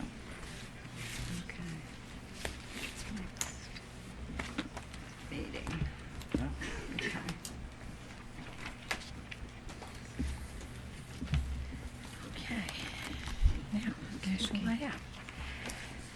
Now I have a special proclamation. This is for National Night Out. It's August the 6th, 2019. Whereas the National Night Out is observed annually on the first Tuesday in August and focuses on promoting police community partnerships and neighborhood camaraderie to make our neighborhoods safer. Whereas while shining a spotlight on community police programs, National Night Out increases connections between those who serve in their neighborhoods through the programs they provide. Whereas it is essential that all neighbors of the town of Hope Mills come together with police and work together to build a safer, more caring community. Now, therefore, I, Jackie Warner, Mayor of the Town of Hope Mills, do hereby proclaim Tuesday, August the 6th, 2019 as National Night Out and call upon all residents of the Town of Hope Mills to join in support of the Hope Mills Police Department. And I'm sure Chief Ricciardo will let us know what kind of activities we're doing on August the 6th. We had a great time last year, so looking forward to it. Thank you. Yep. All right. Next, we have our manager's report. Okay, thank you, Madam Mayor, Board of Commissioners. Bear with me. I think this is what happens when we skip a meeting, but my manager's report is about 6 pages long. So, I'm going to first start out with something that we already have released, and it's already been in the news. The Town of Hope Mills has been notified by the Institute for Sustainable Infrastructure that the town has earned the Envision Bronze Award for the Hope Mills Lake Dam Rehabilitation Project. The town was awarded this significant achievement as the Hope Mills Lake Dam project went above and beyond to deliver improvements to the social, economic, and environmental conditions of our community. And just a little brief blurb about Envision's critical role in infrastructure sustainability. Envision is a framework that includes 64 sustainability and resilience indicators called credits, organized around 5 categories: quality of life, leadership, resource allocation, natural world, and climate resilience. These collectively address areas of human well-being, mobility, community development, collaboration, planning, economy, materials, energy, water, sitting, conservation, ecology, emissions, and resilience. These indicators collectively become the foundation of what constitutes sustainability in infrastructure. Each of the 64 credits has multiple levels of achievement representing the spectrum of possible performance goals, from slightly improving beyond conventional practice to conserving and restoring communities and environments. By assessing achievement in each of the 64 credits, project teams establish how well the project addresses the full range of sustainability indicators and are challenged to pursue higher performance. We received a letter from the Institute of Sustainable Infrastructure, and I won't read that, but it basically covers what I just said. Laura and Don, help me with her name, please. Sharon Femmeister with, thank you, it's a tongue twister, with Schnabel Engineering was the lead person that put all of the information that was gathered by staff and the engineers, and I can't, the list is too numerous to go into, but she worked for almost a year putting together that the information for this award, and it was submitted last, I believe it was submitted last August. So, and we were just notified that we won the bronze award. So I think that's a fabulous thing to have on our credit for the dam, another award under our belt. So I'm going to move right along to the July 4th and just discuss briefly, just for the public, because there was such hoopla over the fireworks being canceled. The reasons for canceling so quickly were severe thunderstorm hit the area and was still going strong when everyone left at 8 p.m. The fireworks were canceled at 5:30 on July 4th. The entire park became flooded. Vendor tents were flying everywhere and collapsing. It was a very unsafe situation. Fire department and police department concurred that canceling was the right protocol. Vendor supplies and items for sale were getting ruined. The retention pond in front of the recreation center was overflowing. The fireworks were beginning to flood and risk being damaged. Parks and Rec staff weren't 100% without a doubt certain of the reschedule possibility for fireworks and did not want to post anything on social media about rescheduling if it wasn't an option. This has been addressed and handled. That won't happen again. Most other surrounding areas, July 4th events were canceled. Some surrounding areas shot off fireworks later in the evening or the following day. However, most of those weren't utilizing a professional firework contractor. Music in the Park, July 13th makeup date for fireworks. Some of the problems and concerns from the 4th were addressed. We have established a special event inclement weather policy, and you have a copy of it. And I'd like for you to review it and please give any feedback. We've not published it yet, but we are stating in that the future rescheduling date of July 4th fireworks will be within the month of July. Weights for tents will be added as a requirement. Staggered vendor setup time will be another option that we'll implement. Operations order that was put into place from the fire and police department and public Parks and Rec staff. And I believe you all saw a copy of the operations order for this past Saturday. And on Monday, July the 8th, a final decision was made to go ahead and use the Music in the Park as our makeup day for the fireworks, and fortunately almost all of our vendors came back. A lot of times that will not happen in the future. If we run into a situation like this, I just want to say that there's a very good possibility that your vendors aren't going to be able to come back. We were very lucky, and Megan she moved very quickly on it.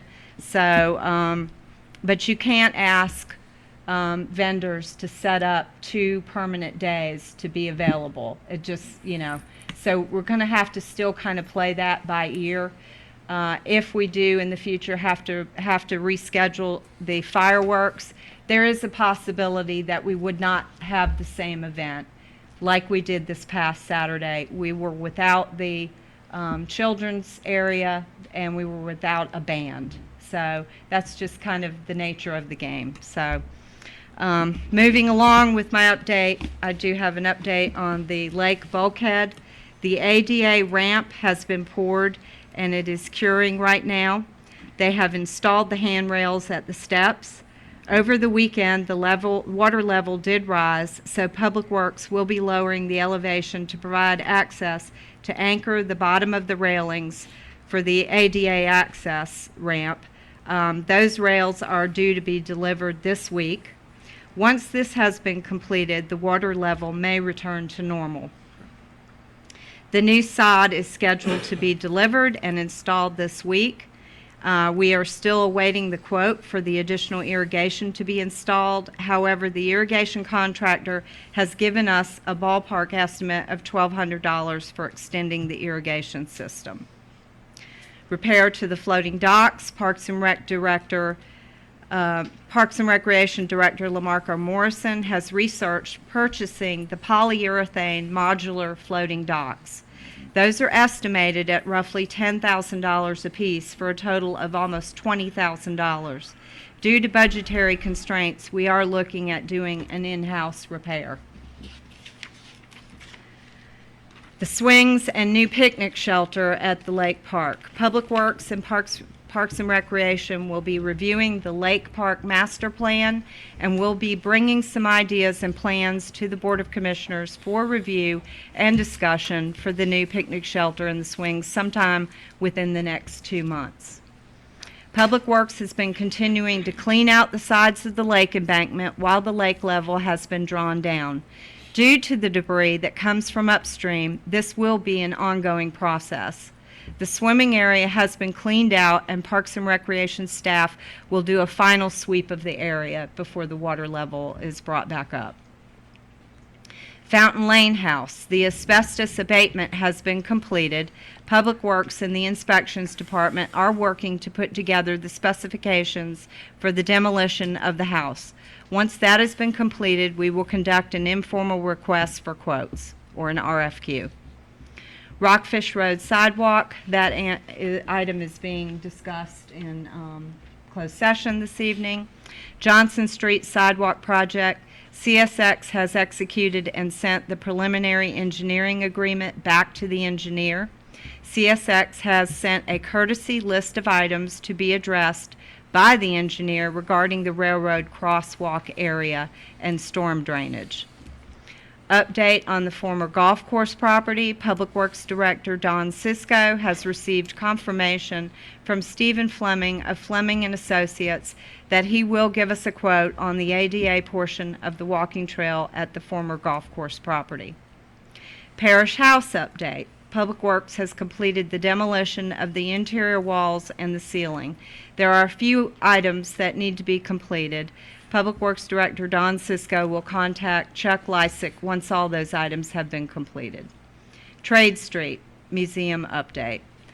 Public Works has been working in the building as time allows. They have been removing all the kitchen appliances and cabinets. Maintenance for the Episcopal Church property. Public Works is working on creating a maintenance plan. Public Works Director Don Cisco will be obtaining quotes for new roofing and weatherization of the steeple, as well as new heating and air conditioning unit for the building.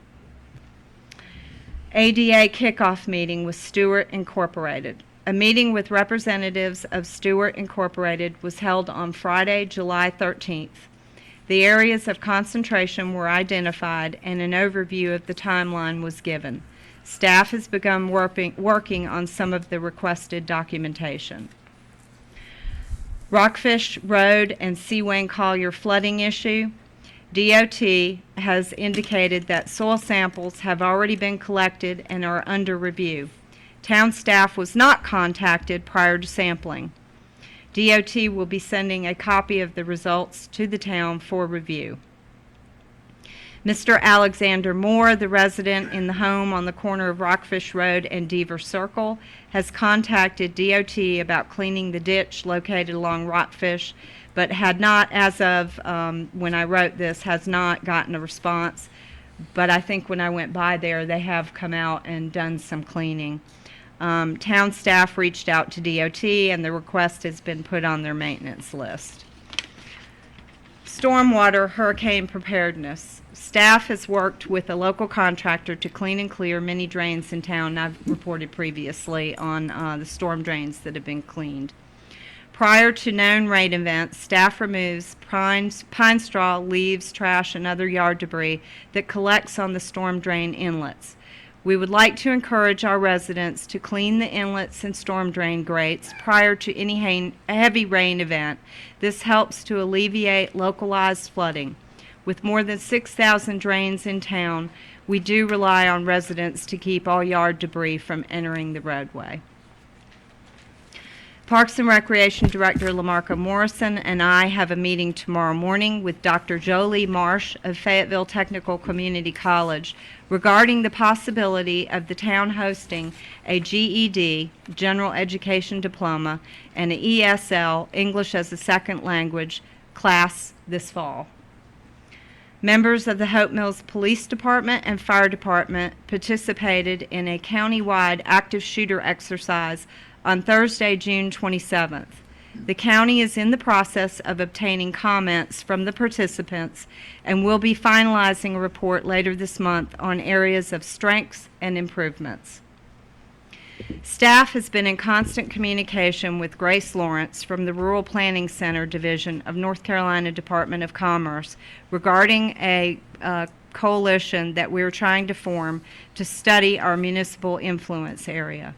Since the initial meeting has been reported to the board, staff has forwarded her copies of the following plans and studies: the Southwest Cumberland Land Use Plan, the 2030 Growth and Vision Plan, the Cumberland County Land Use Policies Plan, and the Hope Mills Multimodal Congestion Mitigation Plan. Ms. Lawrence would like to schedule a follow-up meeting within the next few weeks with any of the stakeholders that we would like to be involved. They also have sent staff copies of gateway studies that they have completed for East Spencer and other places comparable to Hope Mills. The next meeting will include our staff, the North Carolina Commerce staff, as well as members from Fayetteville, FCEDC, and Cumberland County Planning staff. At some point in the near future, NCDOT will be included to confirm locations and construction completion dates for the 295 loop and its interchanges. Staff will update the board as things progress. And we'll also keep the liaison in the loop as well and have him attend the meetings, as well as Mayor Warner. Parks and Recreation Director Lamarca Morrison is in the process of applying for the Municipal Arts Allocation Program grant. This is the grant that will cover the cost of the materials for the UNCP art students of Professor Adam Walls to construct new art sculptures for the town for next year. Update on the Stony Point full responder contract. The Stony Point Volunteer Fire Department Board of Directors has met and approved the proposed contract. Fire Chief Johnson has asked for a meeting with Fire Chief Hodges, Deputy Chief Lopez, and I to discuss details of the clause that we added. Chief Johnson is currently on vacation. A meeting will be set as soon as he returns. Survey Monkey, on the July 4th, Parks and Rec staff has created a July 4th survey with Survey Monkey. It has been posted on both our Parks and Recreation and Town Administration Facebook pages, requesting the residents' feedback on the rescheduled 4th of July music in the park and the fireworks events. If you've not already shared this, please feel free to do so. And I want to give a little update on Parks and Rec and activities and revenue. Independence Day Luncheon, which was held Tuesday, July 2nd. This is the first time a 55-plus luncheon had a fee, which was only $5. And it was the highest luncheon registration ever, with 114 paid participants. This luncheon historically has been potluck style, but this time it was fully catered by grandsons, so maybe that appealed to more individuals. Most recreational programs ever being offered simultaneously for all age groups. Right now, we have martial arts for all ages beginning at 3 years old and up, American Sign Language for all ages beginning at 6 months old, Messy Little Hands preschool art program for ages 2 to 5, preschool athletes for ages 2 to 5, painting 18 plus and 55 plus, outdoor fitness, entire 55 plus program monthly calendar, silver, metal, clay, creative arts workshops for ages 18 and up, plastic sleeping mats, social quilting and social knitting, crochet for all ages, and Zumba fitness for ages 18 and up. Summer camp. Right now we have the highest revenue in recent years. The camp is full with 40 plus campers. Only limited spots are open for weeks 9 and 10, and all others are maxed out to full capacity. Positive feedback from parents regarding the scheduled activities are the fitness, the Zumba, the martial arts, the athletics and kids and sports, American Sign Language, safety, first aid, water day, and fire department. As of this date, all program fees are up $8,064 from fiscal year 2017-18. CBS 17 News is sponsoring a luncheon to salute our first responders this Wednesday, July 17th. The luncheon will be held here at the Town Hall. The annual Police Department-sponsored National Night Out is scheduled for Tuesday, August 6th from 6 p.m. to 9 p.m. at the Municipal Park and between the Parks and Recreation Department and Town Hall. Reminder about the invitation to the NCDOT local officials informational meeting for the STIP project I-5987, proposed widening of I-95 from US 301 Fayetteville Road, exit 22 in Robeson County, and I-95 Business, US 301, exit 40 in Cumberland County. Those two dates are Monday, July 22nd from 2 p.m. to 3 p.m. and Tuesday, July 23rd from 2 p.m. to 3 p.m. You've all received invitations to that. The purpose of these meetings is to provide you with information on the proposed project and to gather your comments and feedback. An open house public meeting will occur following each local officials meeting from 4 to 7 at the same location. You are welcome to attend either the local officials or the public meetings. And then I have an update on the baseball and softball summary of where we are. So if you'll bear with me, I only have a page and a half left. Baseball 8U, Hope Mills National went undefeated and won District 11 AA tournament played in Dunn. They advanced to and won the North Carolina Dixie Youth AA state tournament in Lockwood Folly. They now advance to the Dixie Youth World Series in Ruston, Louisiana, starting July 26, 2019. Hope Mills American fell to the Hope Mills National in district tournament in Dunn to complete their season. 10U. Hope Mills American went undefeated to win the District 11 AAA tournament played in Lillington, North Carolina.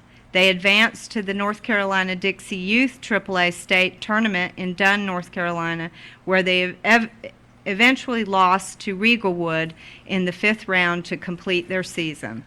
Hope Mills National finished runner-up in the District 11 tournament, losing to Hope Mills American.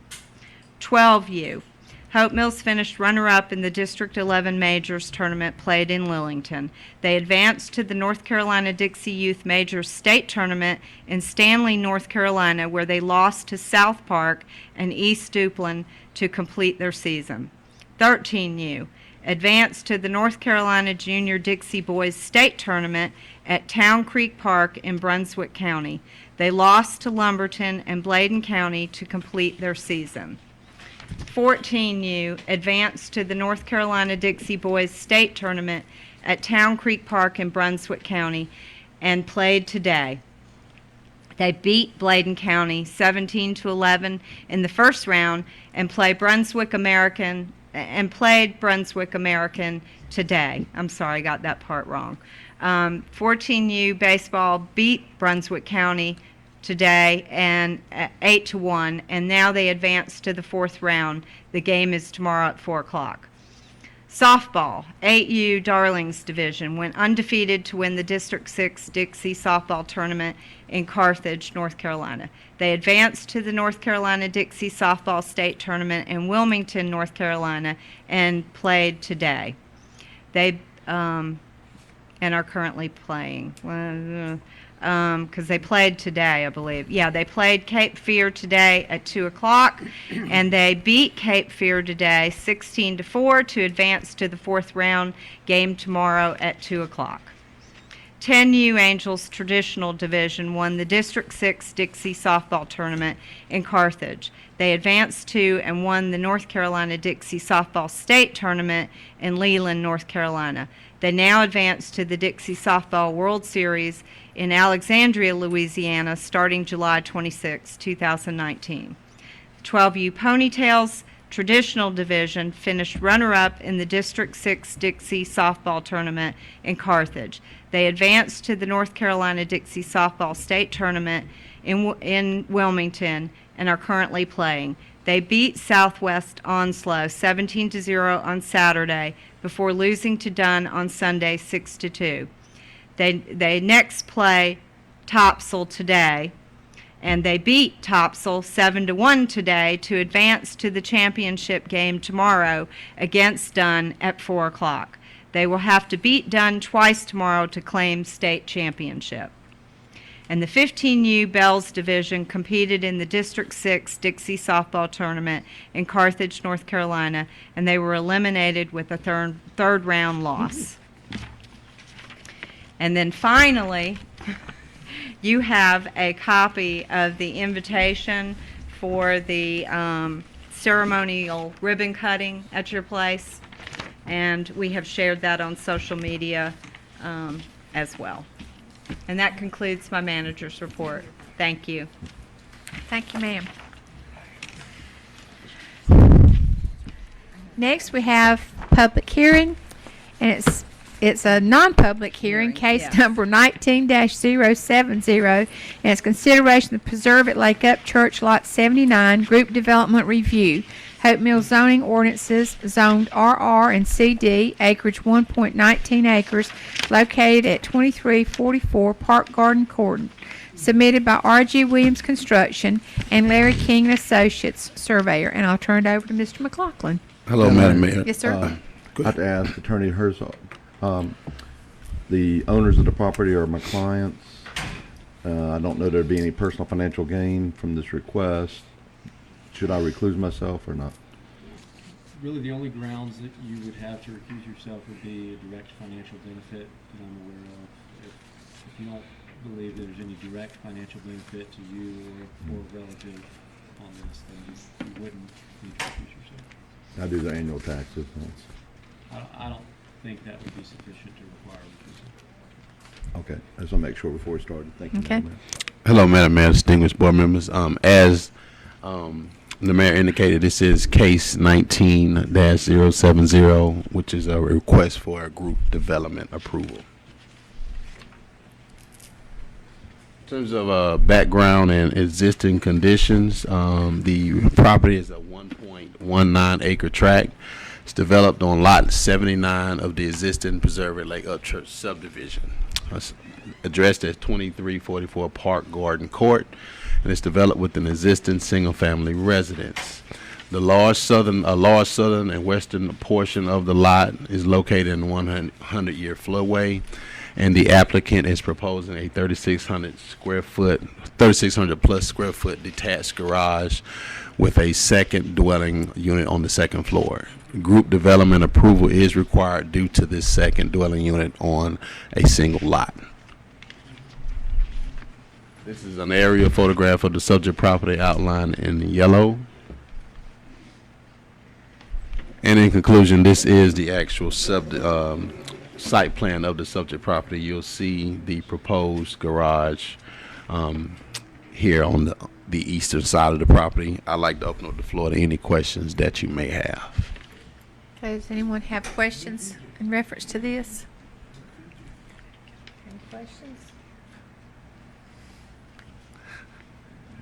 No questions, Madam Mayor. I'll go ahead and make the motion Okay. to approve case number 19-070, consideration of the preserve at Lake Up Church, Lot 79, Group Development Review, Hope Mills, zoning ordinances zoned RR and CD acreage 1.19 acres plus or minus located at 2344 Park Garden Court, submitted by R.G. Williams Construction Agent, Larry King and Associates Survey. Okay, I have a motion on the floor. All those Say one thing. Yes, okay. I think it's important that the board knows that this is going to kick the sidewalk in effect for them in a neighborhood that does not have sidewalks, because they are required to do this as a group. Yes, that is something staff has been in pretty constant communication with members of the board and the actual applicant. There is a situation where they could possibly be requesting a variance because of a nuance in our code that does require sidewalks as a result of this group development approval. If we can get through this motion, I'd like to address another motion after we're done with this motion. Okay. Yeah. Okay, so we have a motion on the floor. All those in favor signify by raising your right hand. Seeing none opposed. And Madam Mayor, Yes. I just like, if it's the consensus of the board, that in our neighborhoods, two things I like for our staff to research, simplifying these rules so that they don't present hardships on our citizens. If they want to do a mother-in-law suite, they're all throughout Haymount. You know, there's no reason that Hope Mills can't have mother-in-law suites for their, take care of their loved ones or what have you, extended family, and also for staff to research, you know, when there's no sidewalks. This happened before our board. The sidewalks weren't required for this neighborhood before we had our ordinance, and when there's no other sidewalks in the neighborhood, that there's no requirement to build a sidewalk when there's no other sidewalks in the entire neighborhood. But I'd just like to direct staff to research that and bring it back to us if that's the will of the board. That would be my motion. And since I don't want to discuss it long because the Board of Adjustments members are here. I don't want to create any prejudice. Just to piggyback on what Mayor Pro Tem Mitchell has indicated, we have had part of the discussions with what has taken place with this is a remedy, and without going into too much detail to really hamper a possible variance request, that's what he's requesting with this motion, that we explore some language to try to rectify this situation. Mm-hmm. Madam Mayor. Yes, sir.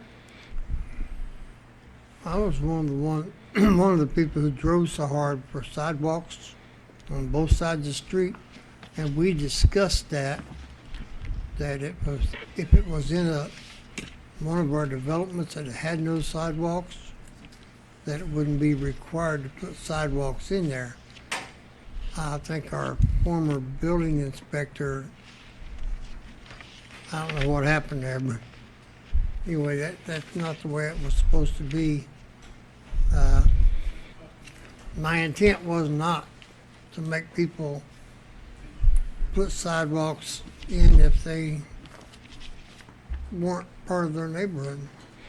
And again, not to get too heavy into the conversation, staff is in full agreement with the issue that is being triggered. I think what Mayor Pro Tem Mitchell is basically opening the door is for us to be able to create the language to rectify the issue. Okay, so we have a motion on the floor to have a look at this sidewalk ordinance Yes. and bring back some recommendations to the board. That's also, correct. with the mother-in-law suite, I'd like some research on that as well. Okay. All those in favor signify by raising your right hand. Seeing none opposed. Thank you, Thanks. sir. At this time, we have public comments, and just remind you that each speaker is asked to limit comments to 3 minutes. The total comment period will be for those that have signed up. And again, we do have a clock that we will set. And our first person on our agenda to talk is Elizabeth Cooper.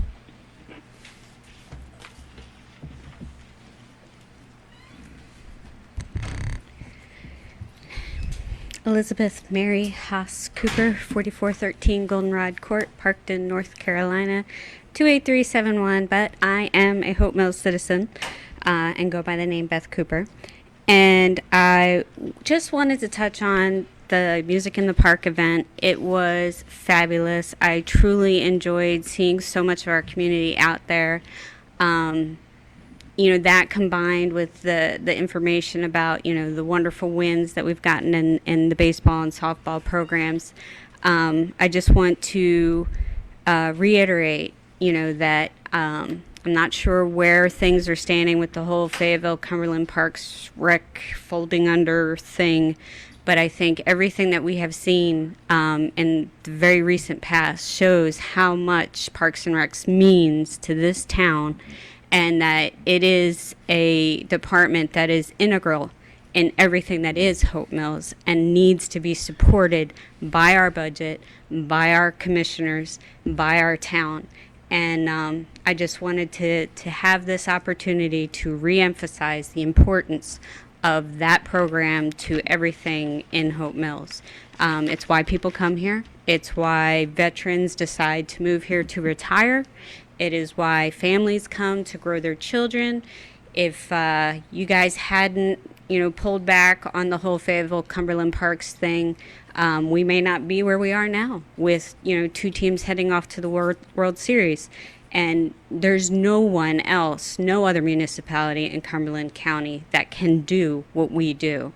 And that's because they don't have the program that we have and the staff that we have that drives all the wonderful things that happen for our Parks and Rec. And so I wanted to take a minute and just emphasize that. Thank you very much. Thank you. Next, we have Tonzi Collins. Mr. Mayor, may I? This is my brother back here. This is Fred King Cole. If anybody wants to know anything about baseball and Hope Mills, he knows it. He is one of the founding fathers of the Hope Mills Youth Association. Melissa's done a great job going over the stats and everybody went in. Can you come up to the mic, please? We got Can you come to the Hope mic, Mills please? American Legion Baseball. You can come to Hope Mills at 4 years old and start playing baseball from the time you're 4 right on up to your senior in college. Pink has been around. I know he's got a lot of info on it. Whenever we get the museum built, I'm sure he'll give it to you. But he can tell you everything in the world about baseball and Hope Mills. I'm a firm believer. We do need to take that golf course. We do need a wagon wheel park out there. I've been to many baseball games across the state. I got a grandson that plays on the 8U team out of Clayton. They're number 1 in the state of North Carolina in baseball. If you go to some of these complexes and look at the way they got them set up, there's money to be made. But you got to get it together, and you got to put it together and make it work where it will happen. Melissa, you and your staff did do a great job for July the 4th. Thank The only reason Fort Bragg didn't close their fireworks off, they got equipment and material to cover it up. We don't. I normally go to Southport since I retired out of law enforcement here in Hope Mills. I normally went to Southport every year. I didn't go because I got some medical issues. But you know what didn't happen down in Southport? They canceled their fireworks down there. And you talking about 30 or 40,000 people down there. I know, I've been there. You done a great job. I watched the fireworks in my house, sitting in my yard. I enjoy it. Yep. Traffic congestion, don't worry about it. Anytime you got an event of that magnitude, you're going to have problems. But it don't last no more than about, what, a couple hours. One of the other things that concern, but again, your staff done a great job. I really enjoyed it. Thank you. I was reading the paper last week, and all of you guys up here and girls know Joe Riddle, the developer. When Joe Riddle speaks when the development comes, you better listen because he knows what he's doing. He made a statement in the paper, I don't know whether y'all call or not. Oh, yeah. Exit 41 Yeah, I did. is one of the growingest exits, not just in Cumberland County, but in the state of North Carolina. You better get ready for this economic development. I preached this one other time. I hear on Lake Up Church Road. Go down the end of Lake Up Church Road, go through the intersection down and make a left, go back your left again. There's a big old field out there. I swear they stockpiling all the dirt to build a bypass. Son, it's going. If you don't get out there and check this stuff out, you're going to miss some. But you, as Board of Commissioners and leader of this town, better be ready, be on your toes, you better do some planning, because if you don't, you're gonna get lost in the shuffle. We need to be on top of this exit 41 right now, because they're rolling with it. You're right. And what it's gonna be is a big old clover leaf. They done closed all Porter roads down there, they done got the new, one new road open on, and they got another one on the end of Chickenfoot Road that's fixing to open up here in a couple of weeks and go from, Cypress Lake Road all the way across to the schoolhouses over there. Billion Co's. Thank you. Thank you, sir. Tons there.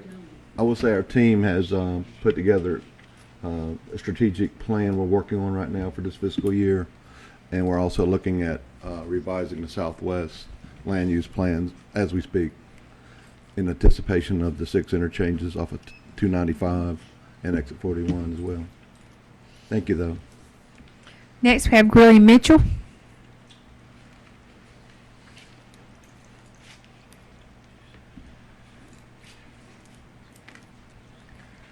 Grilly Mitchell, 4056 William Bell Luther Drive. Good evening to the board, town staff, citizens. I just want to take this time to just say thanks to everybody. Hope Mills is riding on a positive note, on a high. Look at all the firsts. Look at what we just witnessed tonight. The good things are here. As Kenny Chesney say, this is the good stuff. We have to take advantage of the good stuff now, because, as we know, 2 hurricanes back to back, the good stuff don't always last. And if we don't take advantage of the positive things that are going on now, we could miss the boat. A lot of things are happening. This town is growing. This area is growing fast, and we're going to mess around and do like a couple places when they had the Bright come along, they missed the boat. We can't miss this boat. We need to take advantage of anything and everything that comes our way that's going to bring the positive impact, that positive input, positive business, positive growth, so that we can take care of the young that we're seeing here tonight. They need us. We need them. Because 15, 20 years from now, we're going to be aging. Somebody got to help us. And we need those young people to be involved in the politics. We need to be involved in the business. We need them to be involved in charity and the love that this town has. That's all I have. Thank you. Thank you, sir. Next, we have Damon Dinwiddie. Good afternoon, ladies and gentlemen. I'm here, I'm sorry, I live at 1519 Thoroughbred Trail. We're here really to support our neighbor Danny back there.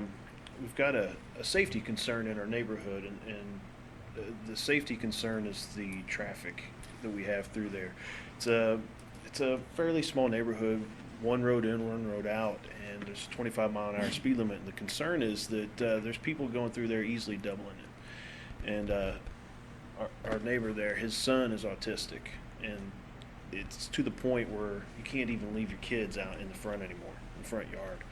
I couldn't tell you how many times our kids have come home from walking the dog telling us about how many people they almost got run over by. I've almost been hit multiple times. We've asked for enforcement. I understand that the police department is taxed.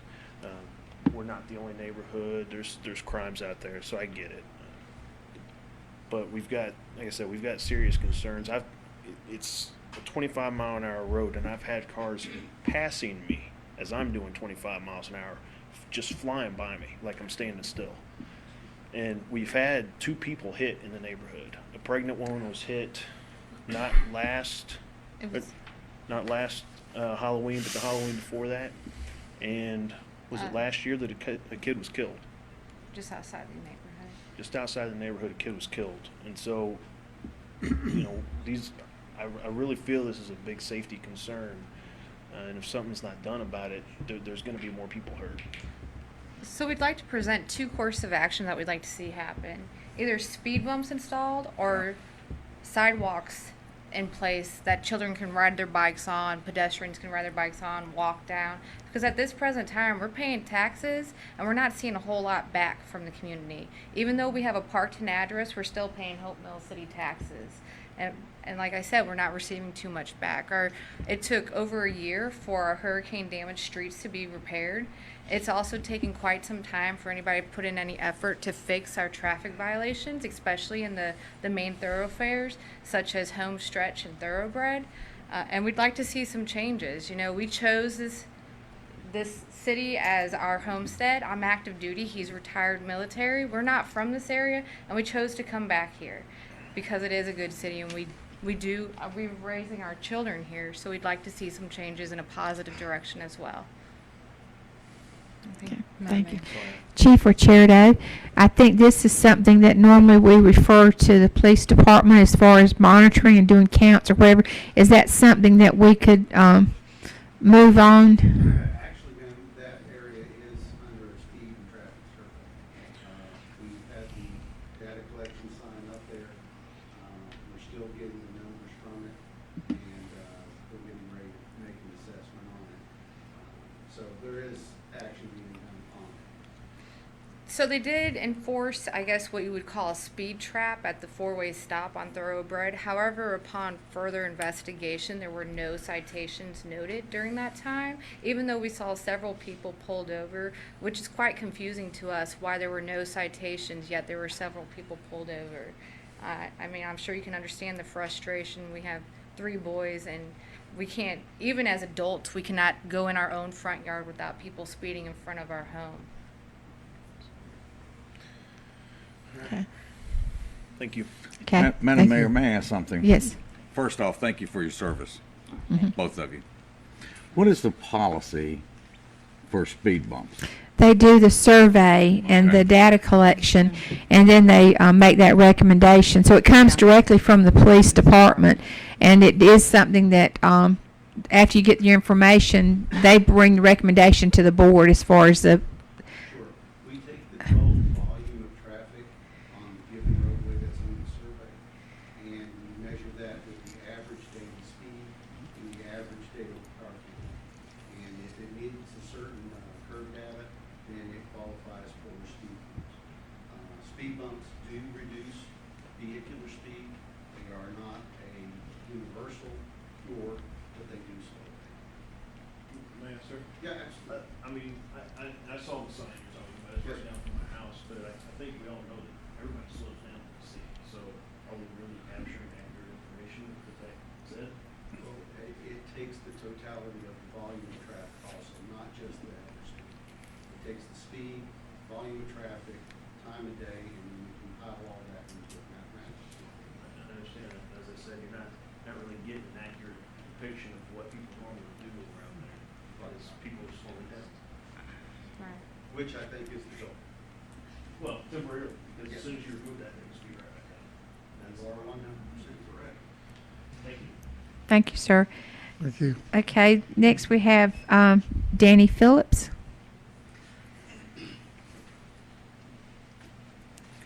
Pretty interesting coming here, speaking to everybody for the first time. I've never been to one of these. I've lived in Hope Mills since 1999. And so, anyways, my name is Danny Phillips. I live at 1515 Thoroughbred Trail. I've got, been married for 15 years. I've got 4 lovely kids. They range from 3 older girls from 11 down to my 2-year-old autistic son. We found out about 6 months to a year ago that he was completely autistic. Just doesn't develop like everybody else. I mean, you know the whole story. I don't need to reiterate what it is. The main issue is it's safety in our neighborhood. I can't emphasize that enough to all of you who have grandkids, you have kids. Your kids' safety is number 1 priority. I work to provide for my family to make sure my kids are safe. I contacted the Homeowners Association a year and a half ago, which is Little and Young, the management company, with no emails back out of 25. Couldn't get an exact time when their meetings were to go in and report what I was seeing to their meetings.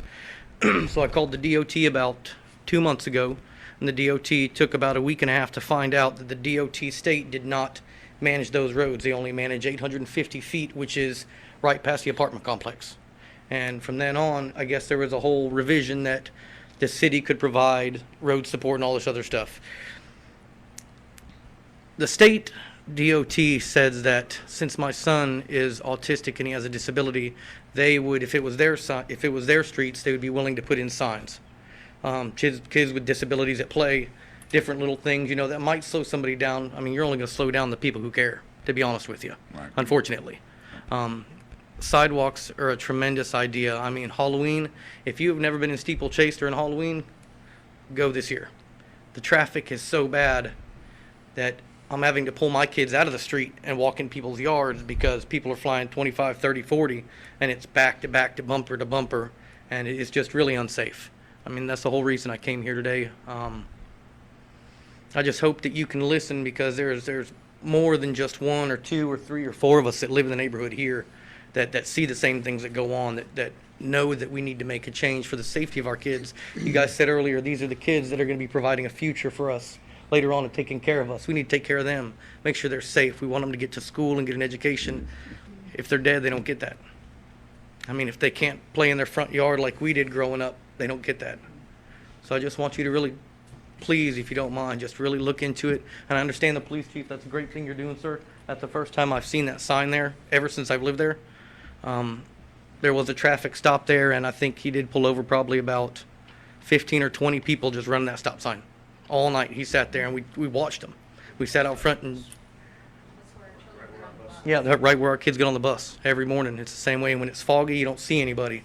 And I just like y'all to just keep an open mind, please, and just look into it for us, because the safety of kids is of the utmost, and that's the only thing important to me. Thank you, guys. Thank you, sir. And we'll continue to work on this, or make sure that we have this information back to us. Madam Mayor? Yes. I got a question. Don't we have signs that we put up for autistic child in a neighborhood? I just worked with some neighbors of mine about 3 or 4 years ago, and we installed a sign. It's actually in my subdivision. Yeah, I've seen them in neighborhoods. It says autistic children. One more thing, I'm sorry, and like they were saying earlier, the Dinwiddie, they said there's only one speed limit sign in that whole neighborhood. It's at the very front. There's no other signs throughout the entire neighborhood anywhere. Yeah.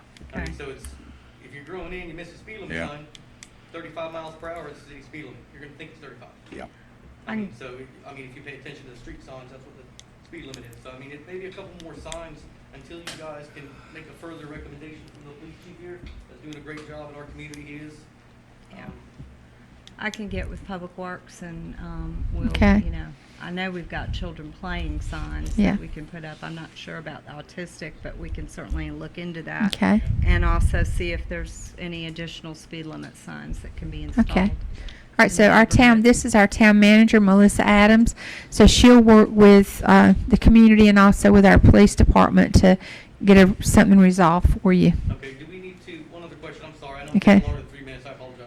Do we need to come into this meeting every second or every other Monday for updates on that? Or can we be emailed, or can we check with your office on updates?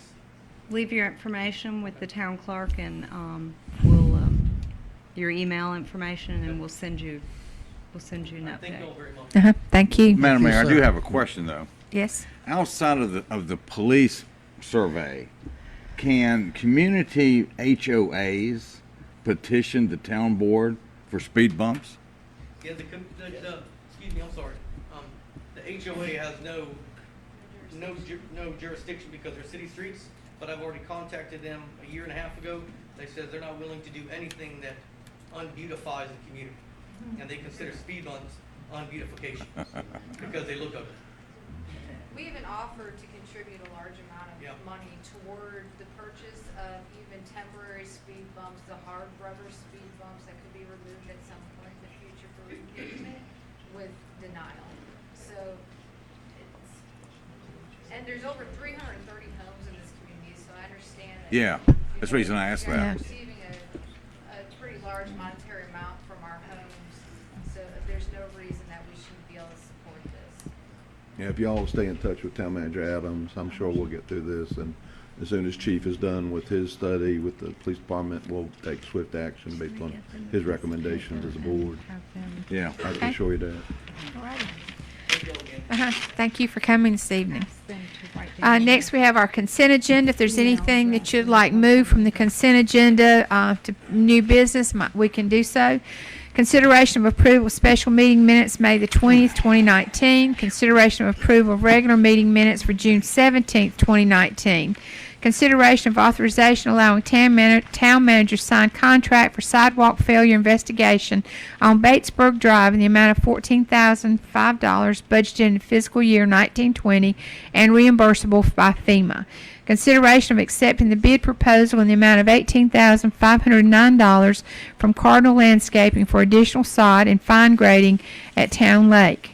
Consideration of approval of a resolution of support for the submission of a 2019 bicycle and pedestrian planning grant. The grant is 20% match, 80% DOT, and 20% town, up to $70,000. Consideration of approval of Resolution 2019-15 by the Town of Hope Mills Board of Commissioners recognizing Thomas Campbell Oakman's historic role in the founding of Hope Mills. Consideration of approval of travel and training program coordinator Casey E. Ivy attend the 2019 DC Aerobics and Fitness Convention in Virginia Beach, Virginia. The amount of $1,269.32 is currently budgeted. Consideration of approval of travel and training for officers Cannon and Robinette to attend the Police Law Institute 10-day course in Salemburg, North Carolina at a cost of $220, which is currently budgeted. Consideration of accepting the bid proposal in the amount of $41,027.60 from Diamond Constructors for improvements at the shared parking lot at Rockfish Elementary School and Brower Park. The cost is shared with Cumberland County Schools paying $30,000 and the town paying $11,027.60, and it is currently budgeted. Consideration of approval of a fee schedule amendment for items that will promote, market, and advertise the Town of Hope Mills. Fees for such items will be for various amounts less than $10. If there's anything from this agenda that you'd like moved to new business, we may do so at this time. If not, do I have a motion to approve as read?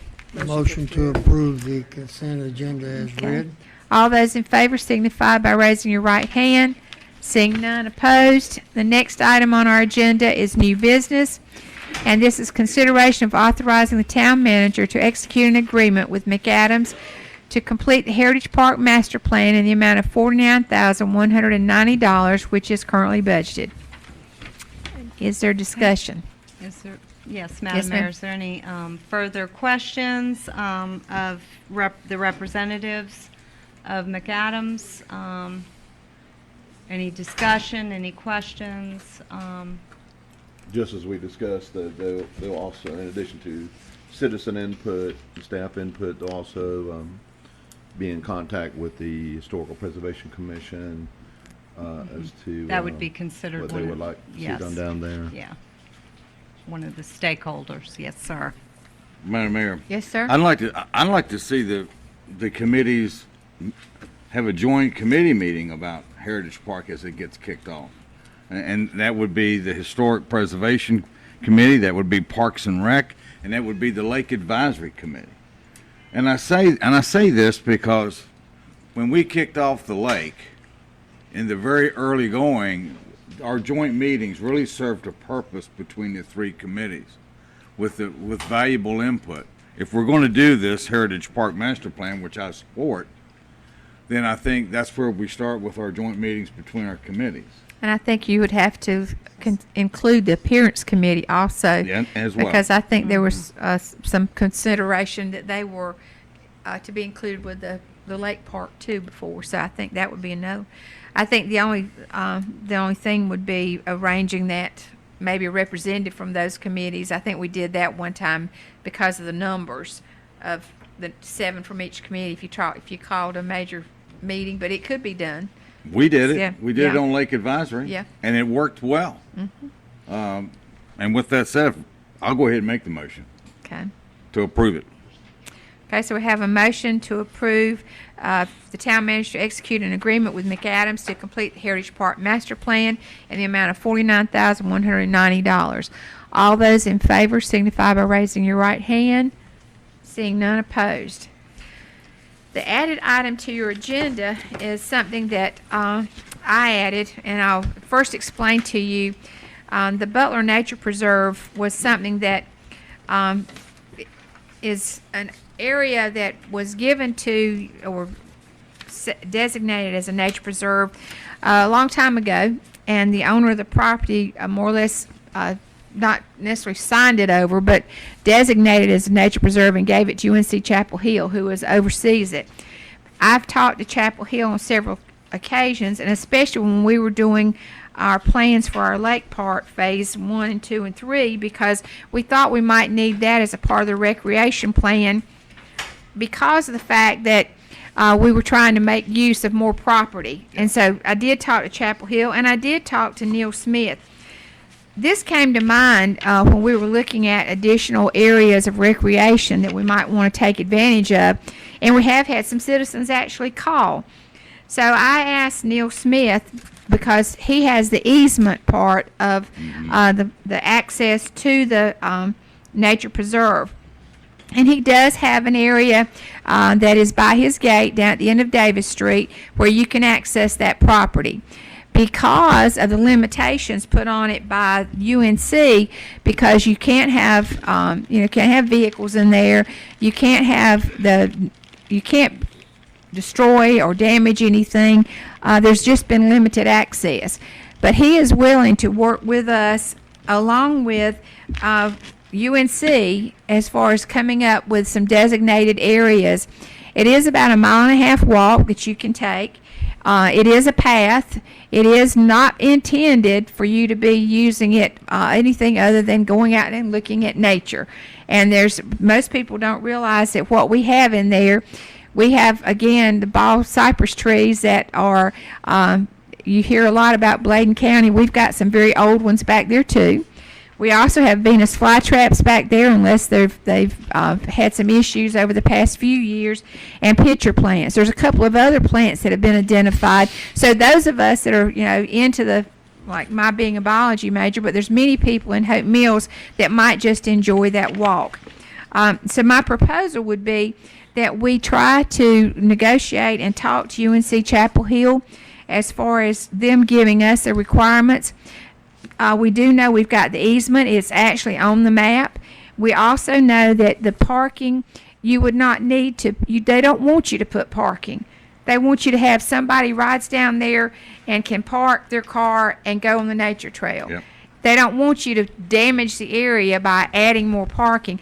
And I thought we could work out something with post 10630 that if you did have more than 1 or 2 people that wanted to access it, that you could park there by the Veterans Building. But I think my goal would be to ask our town manager to talk to Neil Smith again and UNC. Primarily, Neil Smith is okay with everything. UNC system would have to tell us the limitations, but I believe this is an area that we could start accessing on a limited basis. And that's the reason I think it's been there. I've been in Hope Mills since 1979, and I walked it the first time in 1979. So it's been here that long, and I guarantee you a lot of people don't know how to get there or find it. So I guess my question would be to town manager, what would we need to move forward as far as would it be appropriate for the town to actually get that information instead of it just being information that I've come up with. Okay. I just spoke with town attorney Hartzog, and he's indicated that if we could come up with a simple MOU for both the easement to get on it from Mr. Smith and then from the UNC. Right. And I think Mr. Smith actually did that, not necessarily for the town, but for UNC, because there's no way to access it except through his property. Now, the other neat thing that we can do is we do have land at the tip of the property that you can access by canoe and kayak. And so that is something that if in time someone wanted to take the canoe or kayak back there and actually go on the property from the lake, that is another point that, again, I think Mr. Smith could help us as far as giving directions, and we probably have to identify where that spot is. But I think it's just a resource we haven't used that would be, for some, would be very interesting to go. And some people wouldn't want to do it because it is truly nature. Yes, sir? If that takes a motion to ask the town manager to negotiate with Neil Smith and UNC, I'd be willing to make that motion at this time. Okay. So we have a motion to start get the information and start the talks, find out what we need to do. Any MOU I would bring back to the board. Okay, before a final decision. Yeah, for final. Okay.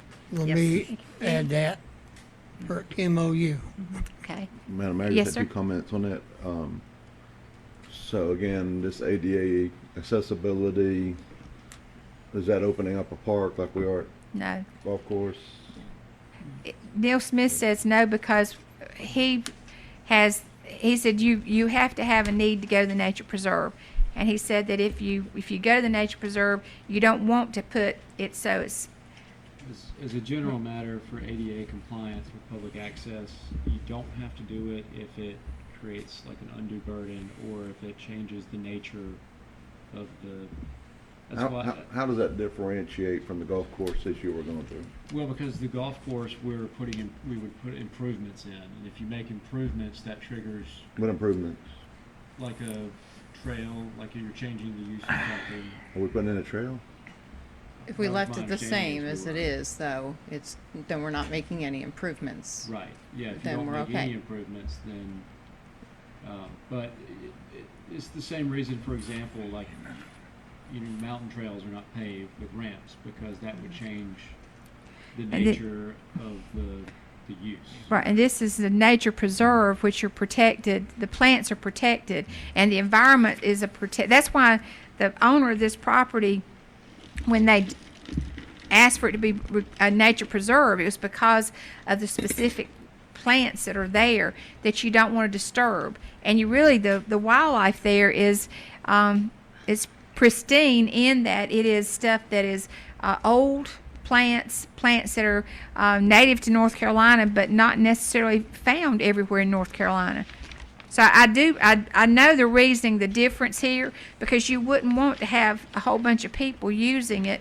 You just want those that would have a need to go look at the plants and I guess at one time even animals. Right now I don't know what kind of animal species are there. That was actually the site of the Snakes, old probably. Frank's Landing. They used to launch boats back there, back in the early 1900s. So I just had I don't quite comprehend the difference. I want our citizens to use all the properties we can. Just didn't understand the differentiation between the golf course issue and this issue, why we have to go through all the ADA issues on one but not the other. My understanding is because we were making improvements or changes to the use of the property from one use to another use, whereas this wouldn't necessarily be changing. And this isn't town property. And that This was is not the- town property. This is UNC as a nature preserve, so that makes it different also. And that's why UNC, my understanding when I talked to them, and I also talked to Marshall Hartsfield with Woodland Management, and we're too far from Chapel Hill for them to do a whole lot with our nature preserve. But if they were here, they would be specifying times and dates and when you could get in there. And it would be limited as far as what you could do.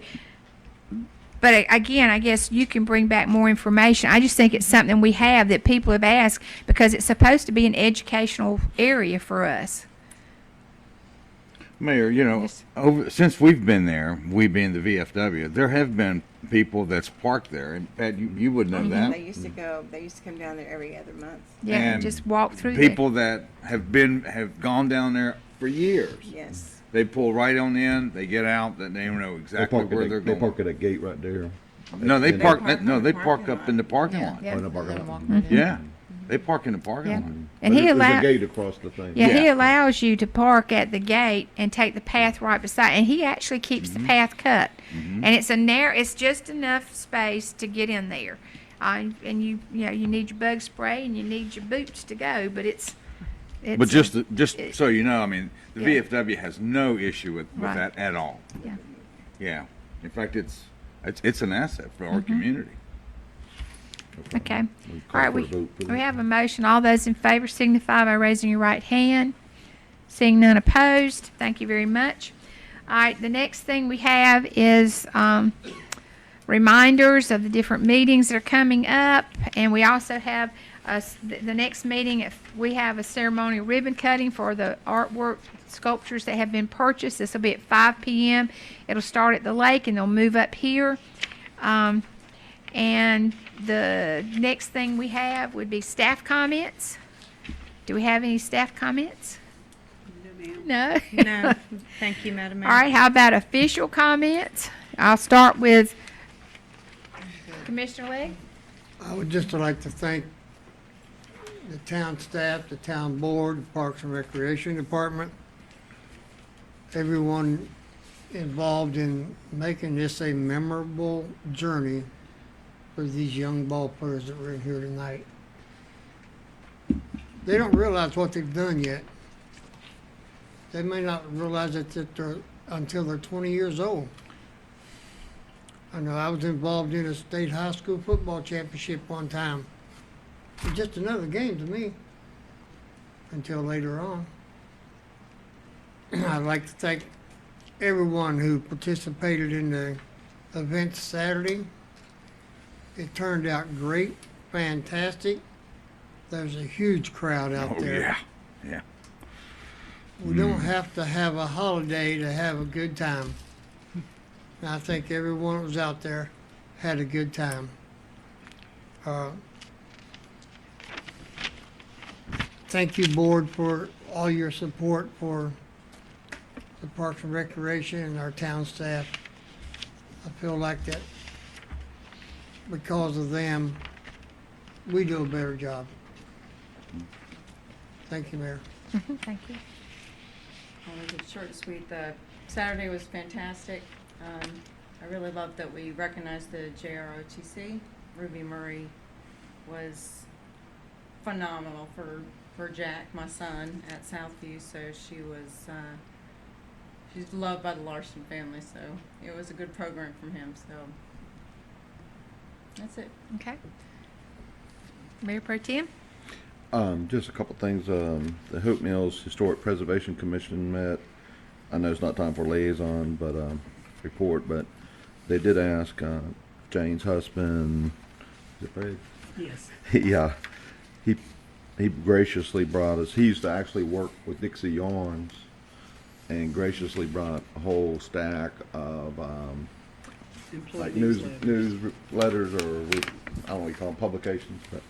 And donated them to the commission for safekeeping, and those were turned over to town clerk Jane there to keep safe until we get our museum open. But during that, he brought up there's a gentleman named Kenny Kane that also worked with Dixie Yarns, but he's also No, he worked for the county. He's okay, a with county, the county okay. deputy. And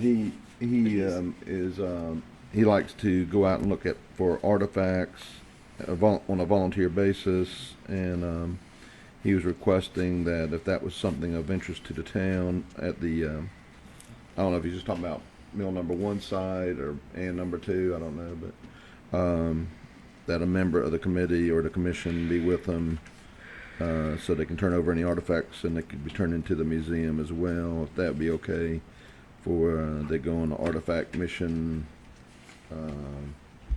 involving walking the properties at some point in the near future, if that's okay with the board. If it needs board approval, I guess. Also, they kind of pulled back a little bit on the yard sale, having a community yard sale. And what the Historical Preservation Commission might do is just, we're looking at selling commemorative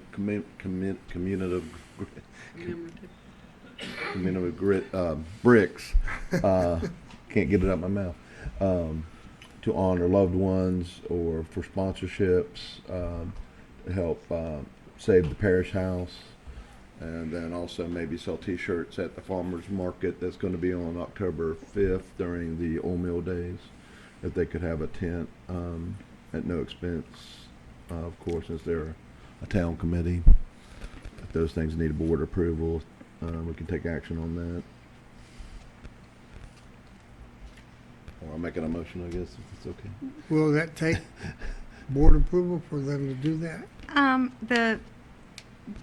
Having the tenant no charge, that I don't believe that does. That we can handle that internally. Selling the bricks, I guess that perhaps maybe would take a board action. My question is, what would the bricks be used for? Where would we put the bricks? Somewhere down near the parish house. Okay. And the chapel. Okay. So, And then the expense of T-shirts, we'd have to front that money. So those two things probably need board action. yeah, 'cause the it requires bricks would be a expense. pre-order thing, and I Mhm. think they work it out that they can even do e-commerce on that. Okay. A couple companies can do that to make it easy on us. The T-shirts, yeah, we'll Right. probably have to front the money on that side. Right. Question, Mayor. Is that a line item thing, Drew? That would have to go into that account? Let me back up a minute. Yeah. I think we're just gonna get two sponsors to take care of the cost of the T-shirts. Won't be in the cost of the town, unless y'all want to run it through the budget and do a budget amendment for accepting a donation from one or two corporate sponsors, like we did with the boat Yeah, race. That's up to you, Drew, however you think we need to do it. I think you ought to try the sponsors first. Yeah. I mean, we're way out in front of this. I mean, this is for October the 5th. I would seriously look at sponsorships first. Oh, yeah. Yeah, that's how I'd pursue it. But We wouldn't need a town money, I don't think. yeah, Just I be, think it would take board approval as to placement of the bricks. Yeah. well, at that point, yeah, yeah. and are you okay with the artifact finding missions? Somebody walking our property and with metal detector or whatever he uses, I guess. They've probably already been doing that. I mean, I would say it probably has already been done. Oh, yeah. But I don't see there's a problem there because there's, They'd be accompanied by a because commission I member think if you anyways. say too much, then you're gonna be liable if they fall and get hurt. I mean, you think about it, because there is areas down there that, I don't know how safe it is. When we walked last, because they've had damage during the hurricane, and then there's the places that, where the old mill was, I don't know. I mean, I think at this point under North Carolina law, you owe the same duty to invitees as licensed. You owe a lesser duty to trespassers, but I don't know that anyone would necessarily be trespassing to do that. It's just what they're doing on the property. So I don't know that it makes much difference whether you invite them specifically to do that or not, as long as they're on public property, not doing anything illegal. I think you owe the same duty of care anyway. Yeah. Which is to avoid unsafe, Mhm. hidden danger. Like I said, it'd be a member of the commission there, and if we want to have a staff member, that's up to you, staff, town manager, Adams, Okay. Okay. All right. Alrighty. Commissioner Edwards? Yes, I have a couple items I want to mention or talk about, and one of them was on the election issues. If it had just stayed with the board, it'd been one thing, but there's a lot of innuendos and comments and all that's being made from the public, and one of the newspapers have already inquired about it and what was going on. And in order to keep everything transparent and for everybody to know what's happening, I'd like for our attorney to, if he would please, to explain the ordinance to the public and have it so there's transparency and everybody knows what's going on. Sure. So I'm a little hesitant to weigh in on election matters itself, but as far as interpretation of town ordinance, that is my role. So I believe the ordinance you're referring to is the employment of relatives provision of the personnel policy, which does state that a board member cannot be related to an employee, nor can the HR director be related to an employee. And I believe the situation you're referring to is that there is a candidate for office who is related, I believe is the sister of Letitia, our HR director. However, there is a provision in that policy that says that that policy does not apply to employees who were employed at the time of the adoption of the policy. which Letitia was employed at the time of the adoption of the policy. So to the extent her sister is elected to the Board of Commissioners, I don't see there being any violation of that provision. So I don't think that would be an issue under the policy. If that Okay. answers your question. Yeah, and then what about, I think there's gonna be, like classic cars and where they're gonna be out on town property. Right. I think there's something on it too.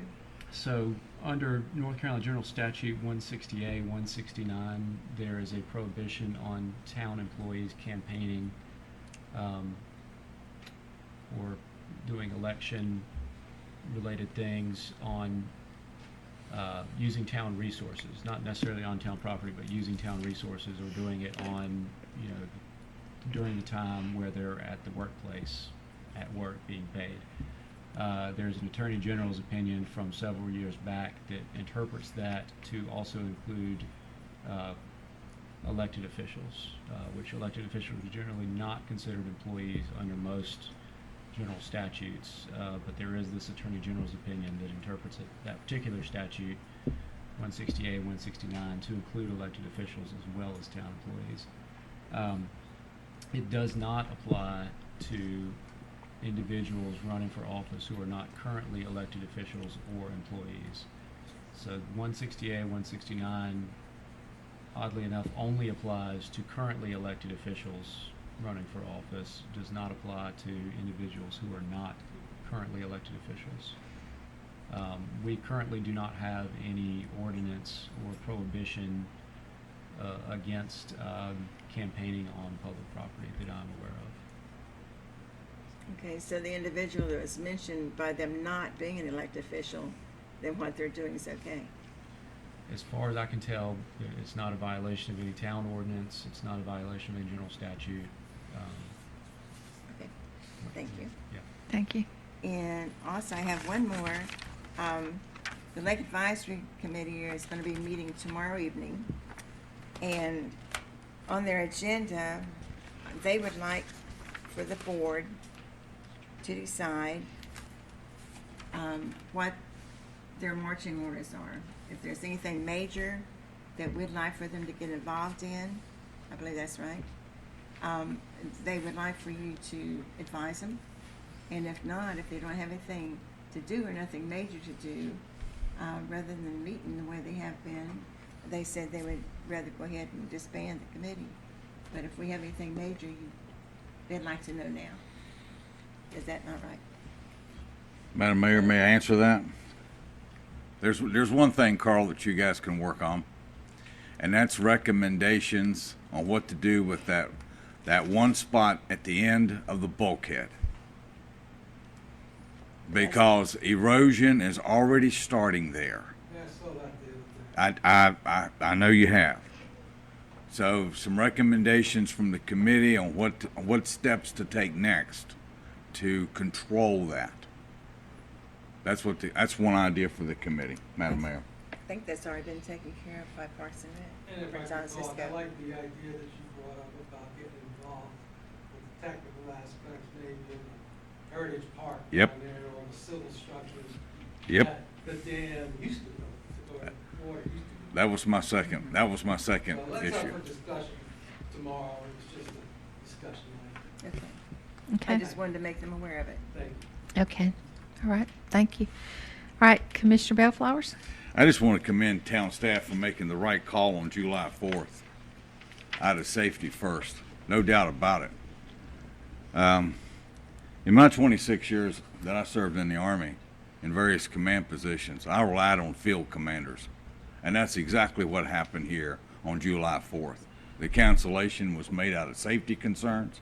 It was made out of the staff that was on the ground at the time. And it was the right call. Period. Second thing is LaMarco, home run on Saturday night. Home run. And here's what people said, that they saw various town staff there, and it looked like all hands on deck was there. So yeah, it's shared credit, but that's probably one of the biggest crowds that I've seen down there The only downside that I heard was parking issues. But everything else, it was a home run. Just wanted you to know that. That's all, Madam Mayor. Okay. Madam Mayor, I had Yes. something else on that, on the Lake Advisory Committee. You know, we had that lady come last year or the year before wanting to do pedal boats, Yeah. kayaks, canoes. Never heard back from her. We still have quite a number of constituents that would love to have some kind of rental service down there at the lake, now that lake's getting ready to get filled back up. Perhaps the committee could look at our options there, perhaps, if that's okay with town manager or staff. That might be a Parks and Rec I- committee. Yeah. I think that's a Parks PNR. and Rec is going to be looking into that, but I mean, Yeah, we're, we got a lot of crossovers. yeah. There's one guy that's interested in it, but he's just been waiting on the project to be finished. I'm not gonna say anything about it, other than there is a business that is interested, and we know who it is. Okay, thank you. You're welcome. I just want to compliment also Parks and Rec on the fact that the information tents and the survey. I think anytime we can give back and get comments and be very open about, tell us what we did right or wrong. So I compliment you on that, because I think that's something that, from what I've heard, and I did share it on my mayor's page, the comments there have been very favorable, but they also like the idea that they can have input. So I think that's a great opportunity there too. And I do believe that our police and fire department did an outstanding job, considering the number of people we had and the fact that it was a Saturday night. So it was a great event. Now, do we have a motion to go into closed session? Yes, Madam Mayor. Make a motion to conduct a closed session pursuant to North Carolina General Statute 143-318.11A6 to discuss personnel matters, and to conduct a closed session pursuant to North Carolina General Statute 143-318.11A3 to consult with the attorney on matters within the attorney-client privilege. Can I have a motion? All those in favor signify by raising your right hand. Seeing none opposed, at this time, let's take about a 10-minute break. Say we'll be back there by at least 10:20, because we have been sitting for quite some time. And then we'll be back as quick as possible. Thank you. All right, this time I'll call our meeting back to order. Do we have a motion? Yes, Madam Mayor. Make a motion to move to seal the minutes of the closed sessions until such time as the release of the information would no longer frustrate the purpose of the closed sessions, and further, no action was taken. Have a motion. All those in favor signify by raising your right hand. Seeing none opposed, do I have another motion? Adjourn. Motion to adjourn. All righty.